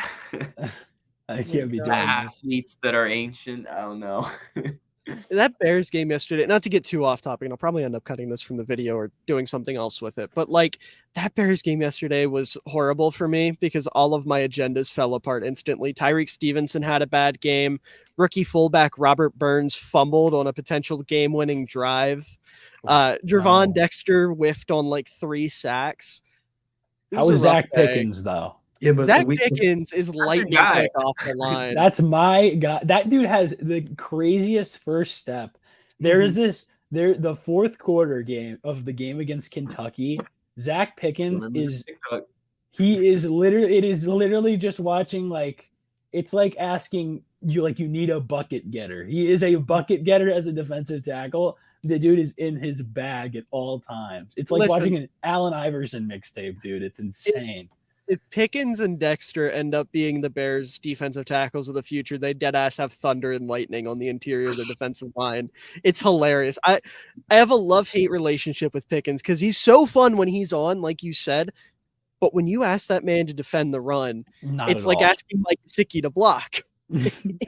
Zach Pickens also defend the run. I also talked to Zach Pickens and he forgot what college he went to. So. You said he forgot what college he went to? I have this video on my Twitter or something, and he was like, when I was at Clemson, South Carolina, and I was like, what? Oh no! We're talking about Stroud's IQ pre-draft. Maybe we should be talking about Zach Pickens. It was just a really funny moment. That guy, but hey, the first round. I just remember the mock draft that me and David did. We were talking about Gervon Dexter, and I remember the him getting off the line narratives, where if he can't get off the line, he's just going to be cut instantly. Well, he's learning how to do it, because as soon as he was drafted, the Bears made it a point to be like, oh, hey, by the way, the reason he was bad at that in college is because his coach was stupid, and asked him to mirror the offensive line, which, okay, I guess. And like last week, there were flashes of like him actually getting off the line. And then this week he came out, he only played a quarter, but in like his limited snaps, he came out firing. So I'm starting to think maybe he learned how to do it, but I'm still very scared. Because if he learns how to do it, that dude can be like DeForest Buckner for this defense. If not, he shouldn't play a game. Like, it's all right. You're gonna get carried by Tyson Bagent, Roshan Johnson, Tyreek Stevenson, and Zach Pickens. The Bears are the all narrative team for me. So we're good. I love it. And Tyler Scott, right? Yeah, Roshan, Tyler Scott, and Tyler Scott, who Tyreek follows Stevenson me on Instagram. were all my guys. Really? Yes. Lucky bastard. We did the interview with him, and he followed me on Instagram right after it. Yeah, so well, like, Elijah Penny follows me on Twitter, so. Damn, I can't beat that. Although OJ Duffy just quote tweeted one of my tweets while I was on this podcast, so I guess he had some Memphis Grizzlies follow me on Twitter. Who does? The Memphis Grizzlies. Because they do that like follow back thing. Mm-hmm. They like do random follow backs. And so I just commented at the very last second, I was like, yo, follow me. And they're like, all right. Wait, no, that reminds me. So I have a group chat that I've had like for 3 years, just random people on Instagram. And we randomly added the Chicago Bears one time. And they just talked to us for like a good hour. It was so good. I added Trey Lance to a Dolphins group chat just because I was pushing Trey Lance narratives, and none of those ended up working. However, I mean, he will be Tua's backup. Be the backup. That's what I'm saying. If you ask Vikings fans, he's their next deadline. Be ready. Be ready for the Trey Lance to Miami trade at the deadline. I was going to say that's what Trey Lance exists to be, is just every team who has an old quarterback's next quarterback. That's what every fan base is. He's a Titan man. He's a Falcon man. I remember there was people, the Falcons like, fans are like, oh, we shouldn't take a quarterback. And then they're like, we'll just trade for Trey Lance. And like, right. He's a number 2 pick. What do you mean you're not going to trade? Every team is going to trade for Trey Lance, who the 49ers traded like 3 first-round picks to draft and totally, are not getting rid of anytime soon. However, he will be Tua's backup, and it will be beautiful. He will. We will be there. We will be there, and he will get option snaps in game 1 and will score. And on my agenda of him being an MVP candidate will come to fruition. Absolutely. But going back to the Dolphins free agent additions, because that is what sparked this conversation. Just a couple guys rounding out the group here. We've got Braxton Berrios, who Tyler mentioned. I don't care what you think. Him and zero is so cold. I think having a quirked up white boy being the first player to ever wear zero for your team is hilarious, and I love it. I think his girlfriend chcheated on him or something. Alex Earl. Alex Earl cheated on him with a 17-year-old. I think something crazy. What? Yeah, that's a whole different thing. All right, man. She got caught making out at a club with a 17-year-old, and after they were together. So my god, how does this affect Braxton Berrios' legacy though? He's just hungry now. He's playing with a chip on his shoulder. He's actually wide receiver 1 now in offense. Tyreek Hill, who? Yeah, Tyreek. Something has sparked in the mind of Braxton Berrios. He scored a touchdown yesterday. He did. Really? Put all your money on Braxton. Listen, I'm telling you right now, everyone's talking about all the position battles across the league right now, as they always do. The one I'm most invested in is Braxton Berrios versus River Craycraft for quirked up white boy on the Dolphins. Who do we think wins that? I don't think River Craycraft sadly makes this team, and I hate that so much. I love River Craycraft, and the amount of big touchdown catches he had last year, I think it was 2. But the point remains, he had 2 of the sickest touchdown catches of the season. He had 2 on the spin move against the Ravens where he got out of the pocket, and then he had that bullet to it through the next week against the Bills. So River Craycraft will always live in my heart. But if I think it's rolling out, it's going to Craycraft. Yeah, that's our guy. That's my guy, man. But that's my guy. All right. Yeah, he's not. He might not make the team just because there's too many guys. Felt like a whole lot more. He's a Dolphins legend now. He's very niche Dolphins legend. Yeah. Who else is Wes Welker going to craft into the next version of himself? That's the problem. Who is the Wes Welker? Wes Welker is going to come out of retirement and be Miami's wide receiver 3. Actually, if River Craycraft gets cut, that's his next move in his career is to come back. Yeah, he's going to fulfill his legacy of playing for the Dolphins. He kicked a field goal for the Dolphins in a preseason game one time, and now he's going to score touchdowns for the Dolphins. It's going to be great. Real. But some of the other names here: Isaiah Wynn. Solid depth at tackle, the Dolphins absolutely need. He's probably starting at guard. He's starting, and I hope he starts. No shot, is he? Yes, and he's honestly not looking terrible at guard. Okay, I haven't watched any. He's better at guard than he is at tackle, which interesting. Okay, yeah, he is. We take. It was kind of funny when we signed him because the Patriots fans were like, "Oh, you will see soon," and and he hasn't been bad. Much worse than what we already have. Yeah, they were comparing him to Liam Eichenberg because Dolphins fans cannot stand Liam Eichenberg, and they were like, "He is our Liam Eichenberg, but at tackle." And then we moved him to guard, and he was just like, "One game, he doesn't look bad. He looks okay." It's the same. The Cowboys fans were the same way with Connor Williams. Granted, Connor Williams had a bit more of an argument to have been a good signing, but Connor Williams it's just kind of funny. Still can't snap the football, but hey, that man can block. Speaking of Eichenberg, whenever the little Elon thing came out where he said you can't block people on Twitter, I saw that tweet this morning. Said after you can block someone on Twitter, it was like Liam Eichenberg. I just thought that was the funniest I've seen that with Sam Mustipher at least 15 times. That is the only good thing to come out of that. I was gonna put it out with Mike Gesicki because Mike Gesicki, what's really funny is he actually blocks everyone on Twitter. If you've ever said anything bad about Mike Gesicki, he blocks you. I've said just one thing about him dropping a pass and I'm blocked by him. So I was gonna put out that tweet, but I'm like, I have to be semi-professional. I cannot do this. I don't know how I'm not blocked then, because I've talked shit on his blocking on numerous occasions. I think I said cut Mike Gesicki. He is one of the biggest name searchers in the league. he name searches like crazy. It nobody tags him. Nobody's saying cut at Mike Gesicki. It's just his name, and he just. I think that might be my next goal. I might be my next goal. I want to get blocked by Mike Gesicki, even though I was gonna say I'm not someone who hunts for blocks unless it's NFL Rumors or the other god awful page.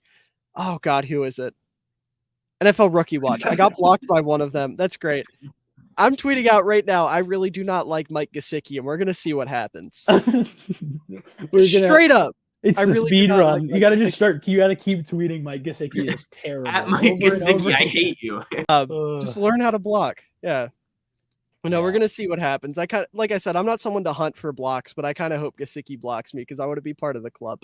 I really do not like Mike Gesicki. It's you and all of Dolphins Twitter. if you've been an active participant on Dolphins Twitter like since probably around when he got drafted, you're probably blocked. He blocked me? I never saw this. What did I do? There's no way. I've been blocked for so long. If you look up Mike Gesicki blocked, if you look up Mike Gesicki block on Twitter, it's probably more people screenshotting them getting blocked than it is him actually blocking people.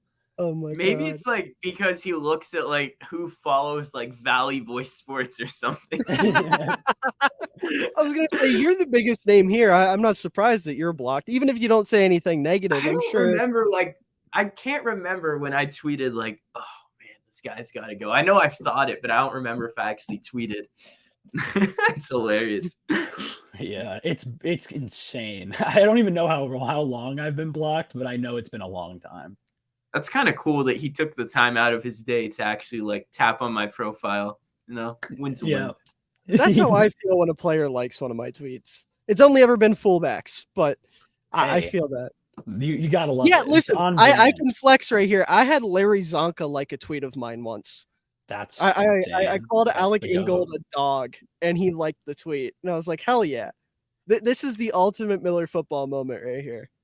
Praising Alec Ingold, having Larry Zonka like the tweet.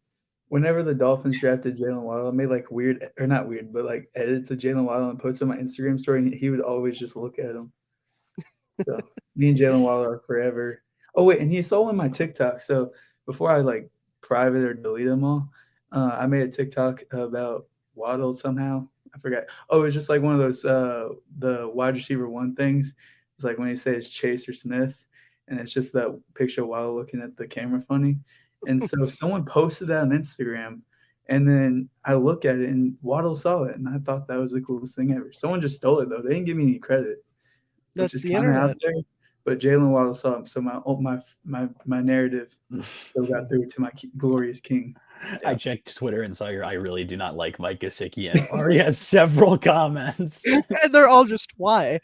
You really do not like Mike. I should just tag him. I should just be like, do it. Wait, no, he wouldn't see it if I did it. He has me. Oh, that's right. Cole, you tag him. I saw you just like you seeing this, bro? Yeah, exactly. Do exactly that. We are manifesting this. I'm going to get blocked by Mike Gesicki. Join the. I will suffer a fate no linebacker has ever suffered. He's gonna block both of you now. And we're gonna have. Let's go. Maybe if he blocks Cole, David, this has to be just a TikTok, just us talking about getting blocked by Mike Gesicki. Oh, it will. Don't worry. I'm pulling the wrong blocking. That's for sure. That's what I just said. I'm gonna suffer a fate no linebacker in the league has ever suffered. I'm gonna get blocked by Mike Gesicki. I love it. That would be a banger of a tweet if you get that screenshot of Mike Gesicki blocking. If that happens, I'm tweeting it. You can guarantee it. It's happening. I just want to say real quick, off topic, not that it matters because that's what half of this has been is off topic. I love how like people react to getting noticed by athletes on the internet. I think it's so funny and so like wholesome. As long as it's not them doing what we're doing right now and being really malicious about it, like the Jalen Waddle seeing Cole's Instagram post and his TikToks and stuff, like that's awesome. And I love how excited people get over that and how excited I get over that. Because I literally have 3 NFL fullbacks that follow me on Twitter, and anytime one of them like my tweet, I swear to God, I get giggly like a little schoolgirl. It's amazing. And I am a grown-ass man. I have spent 20 years on this planet, and anytime I see Kari Blasingame has liked your tweet, it's just the most wholesome little feeling in the world. Or when if I ever told you guys the story when Troy Hairston DM'd me on Twitter randomly and was like, "Hey dog, I appreciate the support. I saw your tweets and I saw your TikToks," and I was like, this is what I do it for, man. Like that was the peak of my career, honestly. Because no one else talks about Troy Hairston. I'm the only one out here talking about Troy Hairston, which is so ironic because I remember I shit on the Texans like crazy for picking him over Andy Janovich last offseason. But then I completely flipped my narrative and was like, hey, he's pretty good. I have a streak of narratives. No one else cared about that. You were the only person pushing that. I have a streak of Dolphins about him in general. Just that's why he had to have noticed you. You were the this only will person be the one that gets Nico fired. I have a streak of Dolphins defensive linemen's like wives following me or liking my tweets. Zach Sealer's wife follows me and like retweets anytime I tweet anything about Zach Sealer. And then I was talking about how Brandon Peely needs to make this roster as an interior defensive lineman. And multiple of his family members have just gone through and are retweeting and liking all of my tweets about him. Oh, wait. So, yeah, I have family members too. I have Kari Blassingame's dad follows me and DMs me his stats all the time and is like, yes, you should tweet about this. And I'm like, yes, sir.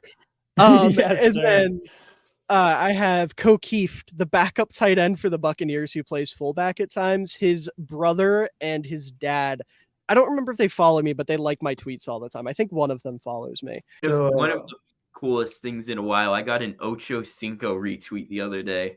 No shit, sick. Really? That's my guy. It was my tweet That's about insane. Devontae Adams, and I remember, if you guys remember last offseason when it was like Chad Ochocinco went on NFL Network and started crying while breaking down Devontae Adams' film. It was just funny. It's not up here, but I have a football that is signed by 3 people on the Dolphins and in 2012, and the football doesn't get funnier. It is Matt Moore, who is competing for the backup quarterback job, or competing for the starting quarterback job with Tannehill at the time. Matt Moore, Chad Ochocinco, Richie Incognito. Oh my god! It is the prized item in my collection. Richie Incognito. That is a grail right there. Those are the 3 autographs on this little like foam football, and it's just please never so sell funny. that. Please keep that. It's going in like a get yourself buried with it. It's gonna be in a vault. I'm gonna like that thing with armed guards. That is a priceless artifact right there. Oh yeah, for sure. My pinned tweet on Twitter is a picture of me and Nick Saban. So my uncle, for my senior gift, basically, he was like, "Yeah, you're going to Alabama LSU game, and you're gonna get to meet Coach Saban, like tour the facility and everything." That's crazy. So, and I figured out why. So my uncle, like, I don't know how they're related, but he and Coach Saban grew up together, and so like they were like best friends for like, and they worked at the same gas station, everything like that. And so I learned all about that. And so when I tell you I've never been more nervous to go into an office, like I was in Coach Saban here. Wait, I have the picture.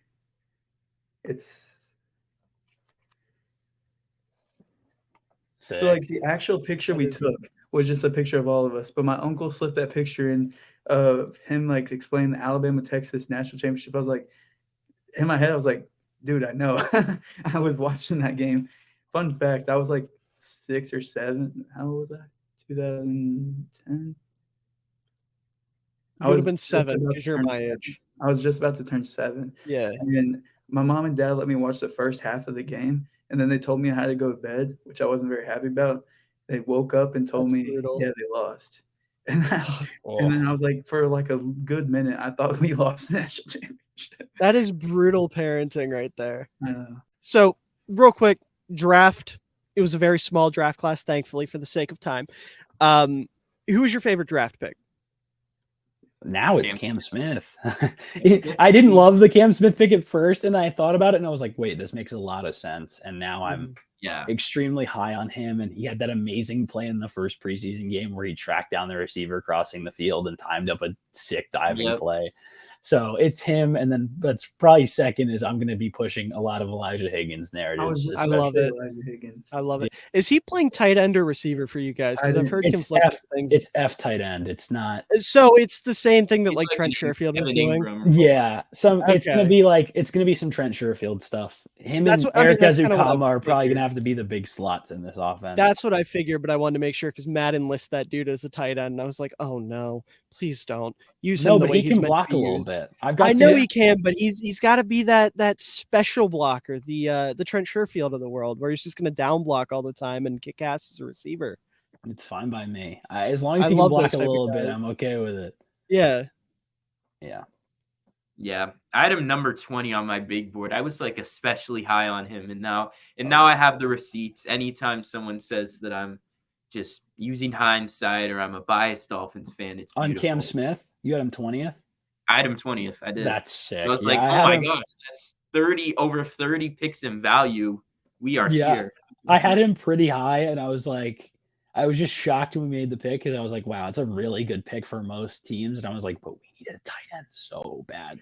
Yeah. I was Darnell clamoring for Darnell Washington. And then he kept falling. And then they're like, oh, it's injury related. He won't play this season. And he's already playing in preseason. And I'm just like, come I'm not on. gonna go with It's like the Bears with Pickens last year. Screw George Pickens. I hate George Pickens. That's a whole other thing. I don't want to get too off topic, but I have a personal vendetta against George Pickens because of Bears fans. You have a better Pickens now. It's fine. Exactly. I See, remember Tyler all gets those videos you made talking about the Velas Jones pick. Don't talk about it, okay? I was will be trying. nice. We didn't talk about that. Just forget it. I was sipping the Kool-Aid, okay? I was wrong, but it's okay because now we have DJ Moore and Tyler Scott. So who cares about Yeah. Bayless Jones? I'm He's gonna go with- irrelevant. I'm gonna go with undrafted guys because we only had 4 draft picks. I like Go ahead. Aubrey Miller as an undrafted guy. That's the Jackson And- State guy, right? Yup. Yeah, and as you can see behind me, I go to WKU. So Dawood Davis, former WKU, he transferred from Oregon to WKU. I had a class with him one year. So, oh yeah. By the way, people I had classes with, I will be pushing the Malachi Corley narratives beyond belief. If you follow me on Twitter, you will not be able to get through without seeing Malachi Corley on your timeline. He is one of the most genuine, coolest guys I've ever met. He is a big name college football player that came up to me and said, "What's up?" You don't see that very often. So Malachi Corley will be narrative pushing this season whenever he goes in there and beats Ohio State, which I will be in attendance for. Valid. Oh man, Valid. There will be Sounds like 2 a receivers that will get drafted in the first round on that field, and one of them is not as good as the other. Marvin Harrison Jr. is not as good as Malachi. Oh my. Okay. We'll Well, save it. yeah. So we've pretty much talked about all the draft picks at some sort of length, so I feel like I don't have to run through them, except Ryan Hayes, who is also here. He is a exists. player. Exactly what it is. Yeah. Just there. I don't know. exists. I don't even know if he's played in preseason much at all. I have I not. don't know either. I have not been looking at the Ryan Hayes snaps. I don't know. That's probably not a guy who makes this roster. Yeah, maybe not. And if he does, he's depth. You guys Yeah. need it. We'll see. Sure. Sorta. I mean, it's kind of like everyone else we got just there. Yeah. But to wrap things up, last question I have for you guys looking forward to next season. It's a 2-part question. First part, what are your expectations for this team record-wise? You can either give me your ceiling and floor or straight up record prediction. And then number 2, who are you the most excited to watch next year? Ooh, those are some really nice questions. I mean, I think as far as like a record prediction, I won't necessarily go straight up prediction, but I'll go where I think this team needs to finish for me to be like Okay. comfortable. I think they've got to win at least 11 games. Like, I really do think so, because I think this team needs to make the playoffs comfortably because the roster is just too good right now. And this is probably the best it's going to get because there's so many guys that you're going to have to pay eventually. So I think you've got to win at least 11 games. And I think that gives some wiggle room. And then player I'm most excited to watch, I mean, I'm going to be pushing these Javon Holland narratives until the end of time. He's probably Love it. the number one for like guy. I mean, obviously I want to see Tua do well, Tyreek, Waddle, whatever, but Javon Holland's like my number one guy. Also, I met him at training camp when I was there a couple weeks ago. So that's really? cool. Yeah. That's sick. Yeah. So he's probably number one. I'll agree with him, and I'll say 11-6 is the expectation in terms of like a window. I haven't come out with I haven't really gone through the schedule because it's just kind of not in my heart yet to go through that. But I would say the range of outcomes is probably not factoring like Tua missing multiple months or something. I'll say it's like 8 to 12 wins, and I'll say 11 is where it needs to be for this franchise to be in a good spot as a whole. And I will say the player I'm most excited for is Cam Smith, just because the agenda is strong. And I really think it would be fun. I'm jealous of all the fans around the league who get to push agendas for young corners. Like, I'm tired of seeing the Jets fans and the Broncos fans and even the Saints fans lately with Lawrence Taylor having such a great time. I want it for me personally. I feel that so hard, and I'm so glad the Bears got Tyreek Stevenson for that exact reason. Also, Tyreek is a dog. That's what He's makes so good, dude. Another guy I Tyreek. talked to at the Senior Bowl, I did not get that interview, but man, he is funny. He's fun to watch, and he is like a dog. His agent was like I was standing like right next to his agent at the Senior Bowl, and he like got a little hobbled on one of the plays, and the agent's like, "Come on, get off the field. Like you've done enough. Like you literally have raised your draft stock probably several rounds." And he was like, "No, I'm gonna keep going." And I was just like, I love it. I'm like, And this is an absolute dog. I love watching him. And you can tell by the way he plays. Like, again, not to get too off topic, but the first preseason game against the Titans, that man was in on every single play. He was lighting dudes up, making tackles in the backfield. And then yesterday, he didn't do as much, but there was a point where he got called for a really dumb, like, after the play penalty. But it was really just him being like, all right, fuck you. I'm going to finish this tackle. And the ref was like, no, you can't do that. That's illegal. It was really soft. But I love Tyreek Stevenson. He's so aggressive. I had a late first round grade on him, and I was so high on him. And I'm so glad the Bears got him because the Bears needed a corner so bad. But anyways, Cole. So I found it in my notes app. I did all the record predictions, and I had the Dolphins at 12-5. Oh, we love Ooh, this. okay. But that was also That was before Jalen floating. Ramsey was hurt his knee. So I don't think it's gonna change. I think I'll go down to where y'all are at 11 games. But my original prediction before Jalen Ramsey went down and everyone else is going down apparently was 12-5. And the player I'm most excited to watch, it's not going to be a fun one, or it's not going to be like a guy, a dime in the rough, but Jalen Waddle, because of just simply for the random report that came out like 2 days ago that said the Dolphins expect Jalen Waddle to be the best receiver in the league. Or like, yeah, they expect him to be like amongst the best receivers in the league, and like he already is. If he can just if he can catch the ball without jumping. They were like they expect him to be like top 3 to the best receiver in the league. And I was just like, what is he doing that we're about to see? Like, is this about to be something crazy? I'm so here for Jalen Waddle catching a deep ball without jumping for the first time is going to we will. Dude, I'm so here. I am so here for the Waddle over Tyreek narratives. Oh my god. So here for it. No, if but Tyreek is the second best receiver on this team and we don't win the Super Bowl, I don't know what I will do. If we don't win a Super Bowl with Jalen Waddle, yeah. Dude, this team has all the makings of a super team. It's crazy. Yeah. We just built our stadium on burial grounds or whatever it was, so everyone gets hurt before we have the curse of the Tequesta, man. It's over. The curse.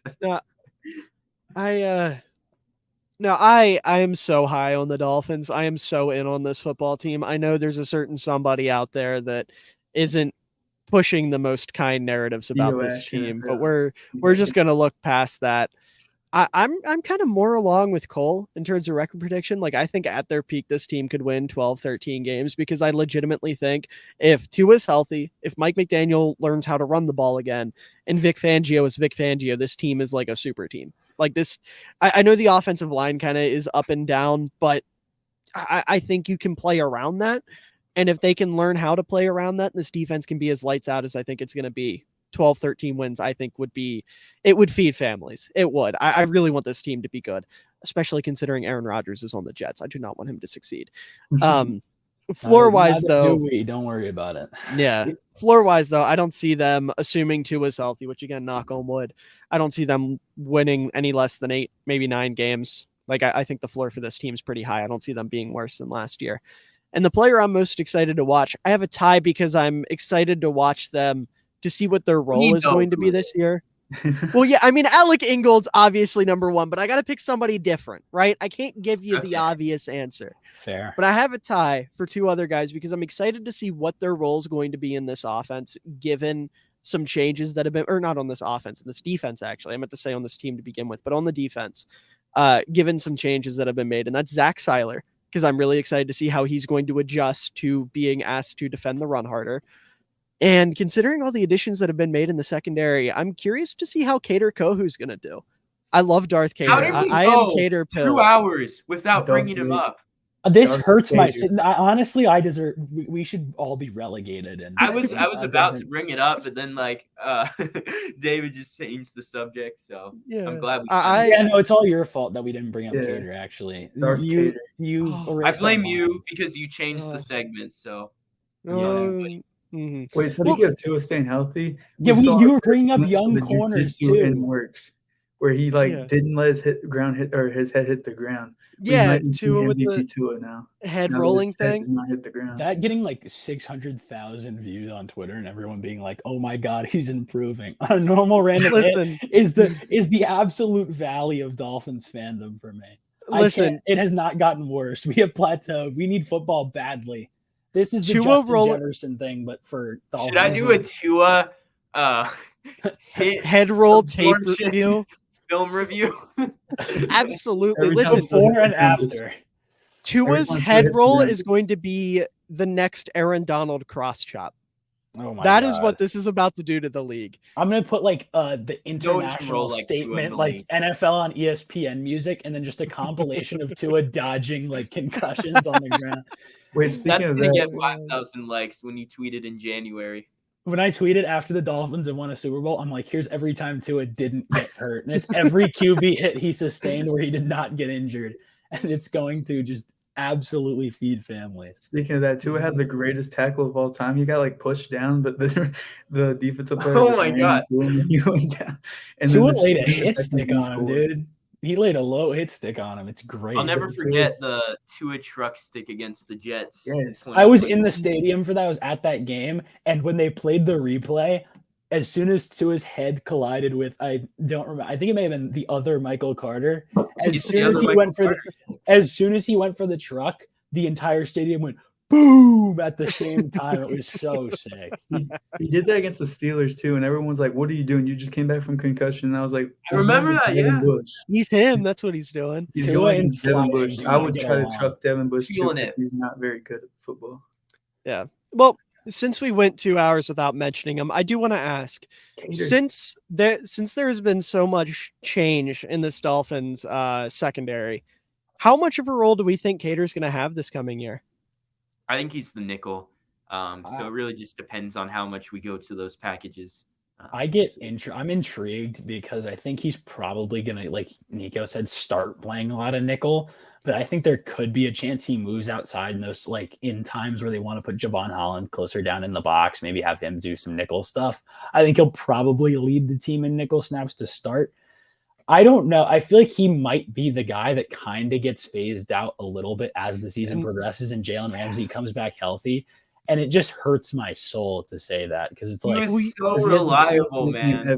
Oh my God. The amount of big hits he had, the amount of just lockdown cover. There was no guy who was more exciting to watch on last year's defense than Cater Cove. And he has the sickest nickname in football. Darth Cater. And now he's wearing a single digit number 2. He's wearing number 4. He's wearing number 4? Yeah.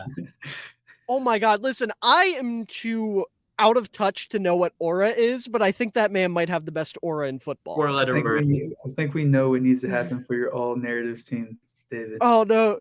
Cater and Javon Holland both in the defensive secondary for the all narrative team with Christian Gonzalez is going to go crazy. Nah, Christian Gonzalez is not on there till he changes his number from 19.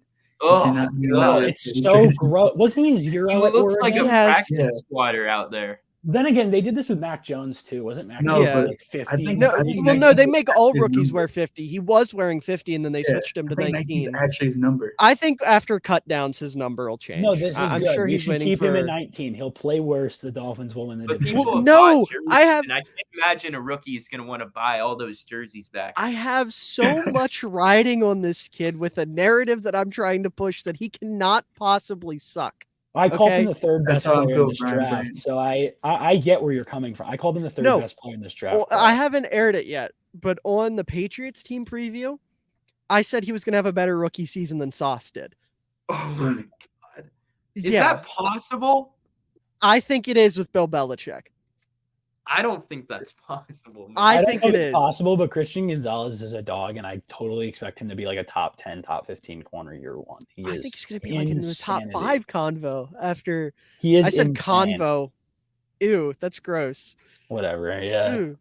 He's gonna be good though. All his narratives are cool, but when Brian Branch is the best safety nickel in the league, don't hit me up. I mean, I tried to tell everyone every day of last year No, that you he was the were best. right. He's him, and I'm so mad he's a Lion. Also, his mom like responded to me. Was like, "We love all of our day one fans," and I thought that was just the coolest thing. I was like, "Who is this?" And I looked, and it was like, "Mom of Brian Branch." I was just like, "What's up with all these moms?" Like, I think Jameson Williams' mom liked one of my tweets. It's just like it's the funniest thing when like parents of players like your tweets. Or I was gonna mention that earlier, but we got on a different topic. Yeah. Speaking of that, Cam Ward's dad followed me on Twitter, and I was like, I didn't know who that was for a second, so I like DM'd him. I'm like, "Are you his brother?" He's like, "Nah, I'm his dad." I was like, "Oh, sick." I'm like, DM'd him. It was like I was like, I did not know his dad because they didn't say it on there. And it just saw Ward and like another name. I was like, oh, I'm guessing he's related to him. He's like, yeah, I'm his dad. I'm like, oh, okay. Yeah. But I do agree with Tyler. Unfortunately, I am very scared that they're going to kind of phase Kader Kohu out of this defense. Maybe there's a world where he becomes like that third safety that they're going to keep on the field, but I don't know. Transitioning him to free safety would kind of be awesome and let Javon Allen just be Jalen Ramsey while Jalen Ramsey's out. Like I would be so down. I'm really hoping. Because we don't have a free safety. Yeah. That's the thing is this team seemed like they were in on Poyer and they weren't. But yeah, no, I'm excited to see what happens. I just hope they find a way to make him work because he's such a talented football player. He was so consistent last year and he's so fun. Like when Darth Kader is on the football field, better football is played. That's just an objective fact. The best player to ever come out of Texas A&M. He might get phased out, but he'll always be a player on this team just because he's a good football player. They'll find a role for him. I'm guaranteed. Yeah, the Bears, if he gets phased out, the Bears are going to trade for him and give him Eddie Jackson's number, role, and salary. Ooh. Okay. We will take Zach Pickens and everything else you have. It's fine. No, we will take Darnell Wright. We will take Darnell Wright and Tyson Jenkins. That is the final offer. Yeah, listen, you're not allowed to have Darnell Wright. I'm Darnell Wright's strongest soldier. He has to be on my team. Okay? I've been pushing Darnell Wright OT1 ever since I turned on the tape. God damn it. And I was pushing that too. Yeah. I pushed it. I was have to go back and look. I didn't see it. I was not pushing Paris Johnson though. Even though Paris is him. That's not Paris. I just think Darnell's that guy. Once I actually looked back into it, I liked him at 6 to the Cardinals. I gave that a good draft grade, but I was always pushing Darnell Wright because of the tape against Will Anderson, and Will Anderson's him under whatever David says. Don't listen to what he says. Will Anderson is him. Did you see him throw? Didn't finish the play. He didn't finish the play. He didn't. Also, it's just a blocking mishap. Devon A-Chain, are we serious? Dude, the Miami had a pulling. It was one of their little it was one of their play action concepts where they have pulling guards, and it didn't work because Isaiah Wynn did not get over there. That reminds me of the other day whenever KT had a sack on Bryce Young. Everyone's like, "Oh my God, KT breakout!" It's like, no, King Ikwonu just did not block him. Yeah, not at all. But yeah, no, I am Darnell Wright's biggest defender and Will Anderson's biggest critic, and I will not be silenced. I refuse. I'm now realizing I've got a lot of people that are going to come for my head if Darnell Wright is really good. I will be leading the charge, respectfully. Oh, man. A lot of I have kept a lot of receipts on Darnell Wright. You're not even the person I'm most worried about. It's that certain someone who doesn't like the Dolphins that gets me the most with Darnell Wright. All the people that gave that pick a D grade will just wait until he's one of the best right tackles in football. It is kind of weird looking at that. They traded that pick for Darnell Wright that was picked for Jalen Carter. Jalen Carter's just on the Eagles. Yeah, the Bears didn't want to deal with all the drama. Ryan Poles is very much a no drama type of GM, and I can't blame him for that. Even if Jalen Carter's really good, the culture in Philly is going to do so much for him, and Chicago just doesn't have that type of culture established yet. No, it was funny because everyone gave it a bad grade because they traded Jalen Carter, but if they wanted Jalen Carter, they would just take him. Exactly, That's the only reason I wouldn't have given that Like, if they took him, if they wanted Carter and they just took Wright because they thought that there was a better need, then yeah, I think that's a bad way to go about the draft. But if they just, I think they're one of those teams that just didn't have Carter on their draft board.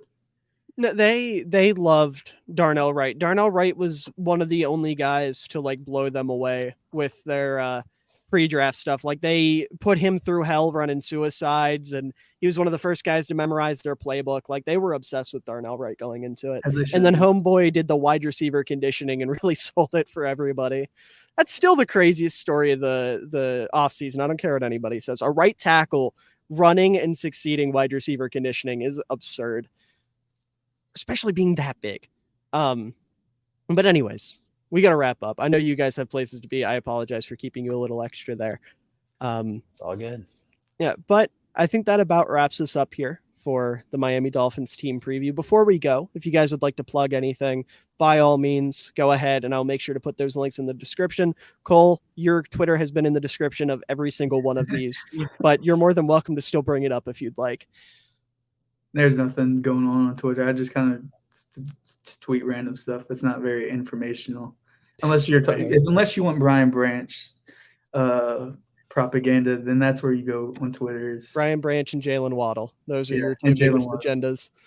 I guess I'll go next here. Yeah, you can find me at DeSena Sports, just how my last name is shown, DESENA Sports on Twitter. That's primarily it. TikTok a little bit.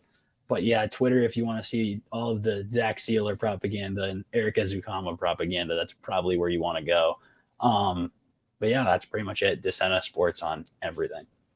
And even if you don't follow him on Twitter, you will see his tweets when I retweet half of what he tweets out. You will see them. Mm-hmm. You will be there. Mm-hmm. You will be there. I didn't know if I followed you, so I just checked. Apparently, I do follow you. So as you should. I'll make sure to follow you back if I don't. Tyler knows ball, man. You got to follow Tyler if you're a Dolphins fan. I think I heard someone say that. I think I heard someone say that, and I was like, "Let me go check it out." And then I was like, "Yeah, he knows ball." Probably me. I try to praise Tyler whenever I can, even though he has a bigger following than I do. I still try. Appreciate it. Absolutely. Just Elite Takes on TikTok, and then Elite Takes with an underscore on Twitter. I just kind of mess around on Twitter, but every now and then I'll tweet something out that's worth your time. Yeah. Still waiting on that Cole Kmet to top 10 tight end tweet. It is coming this season. Ooh. Okay. It is in the draft.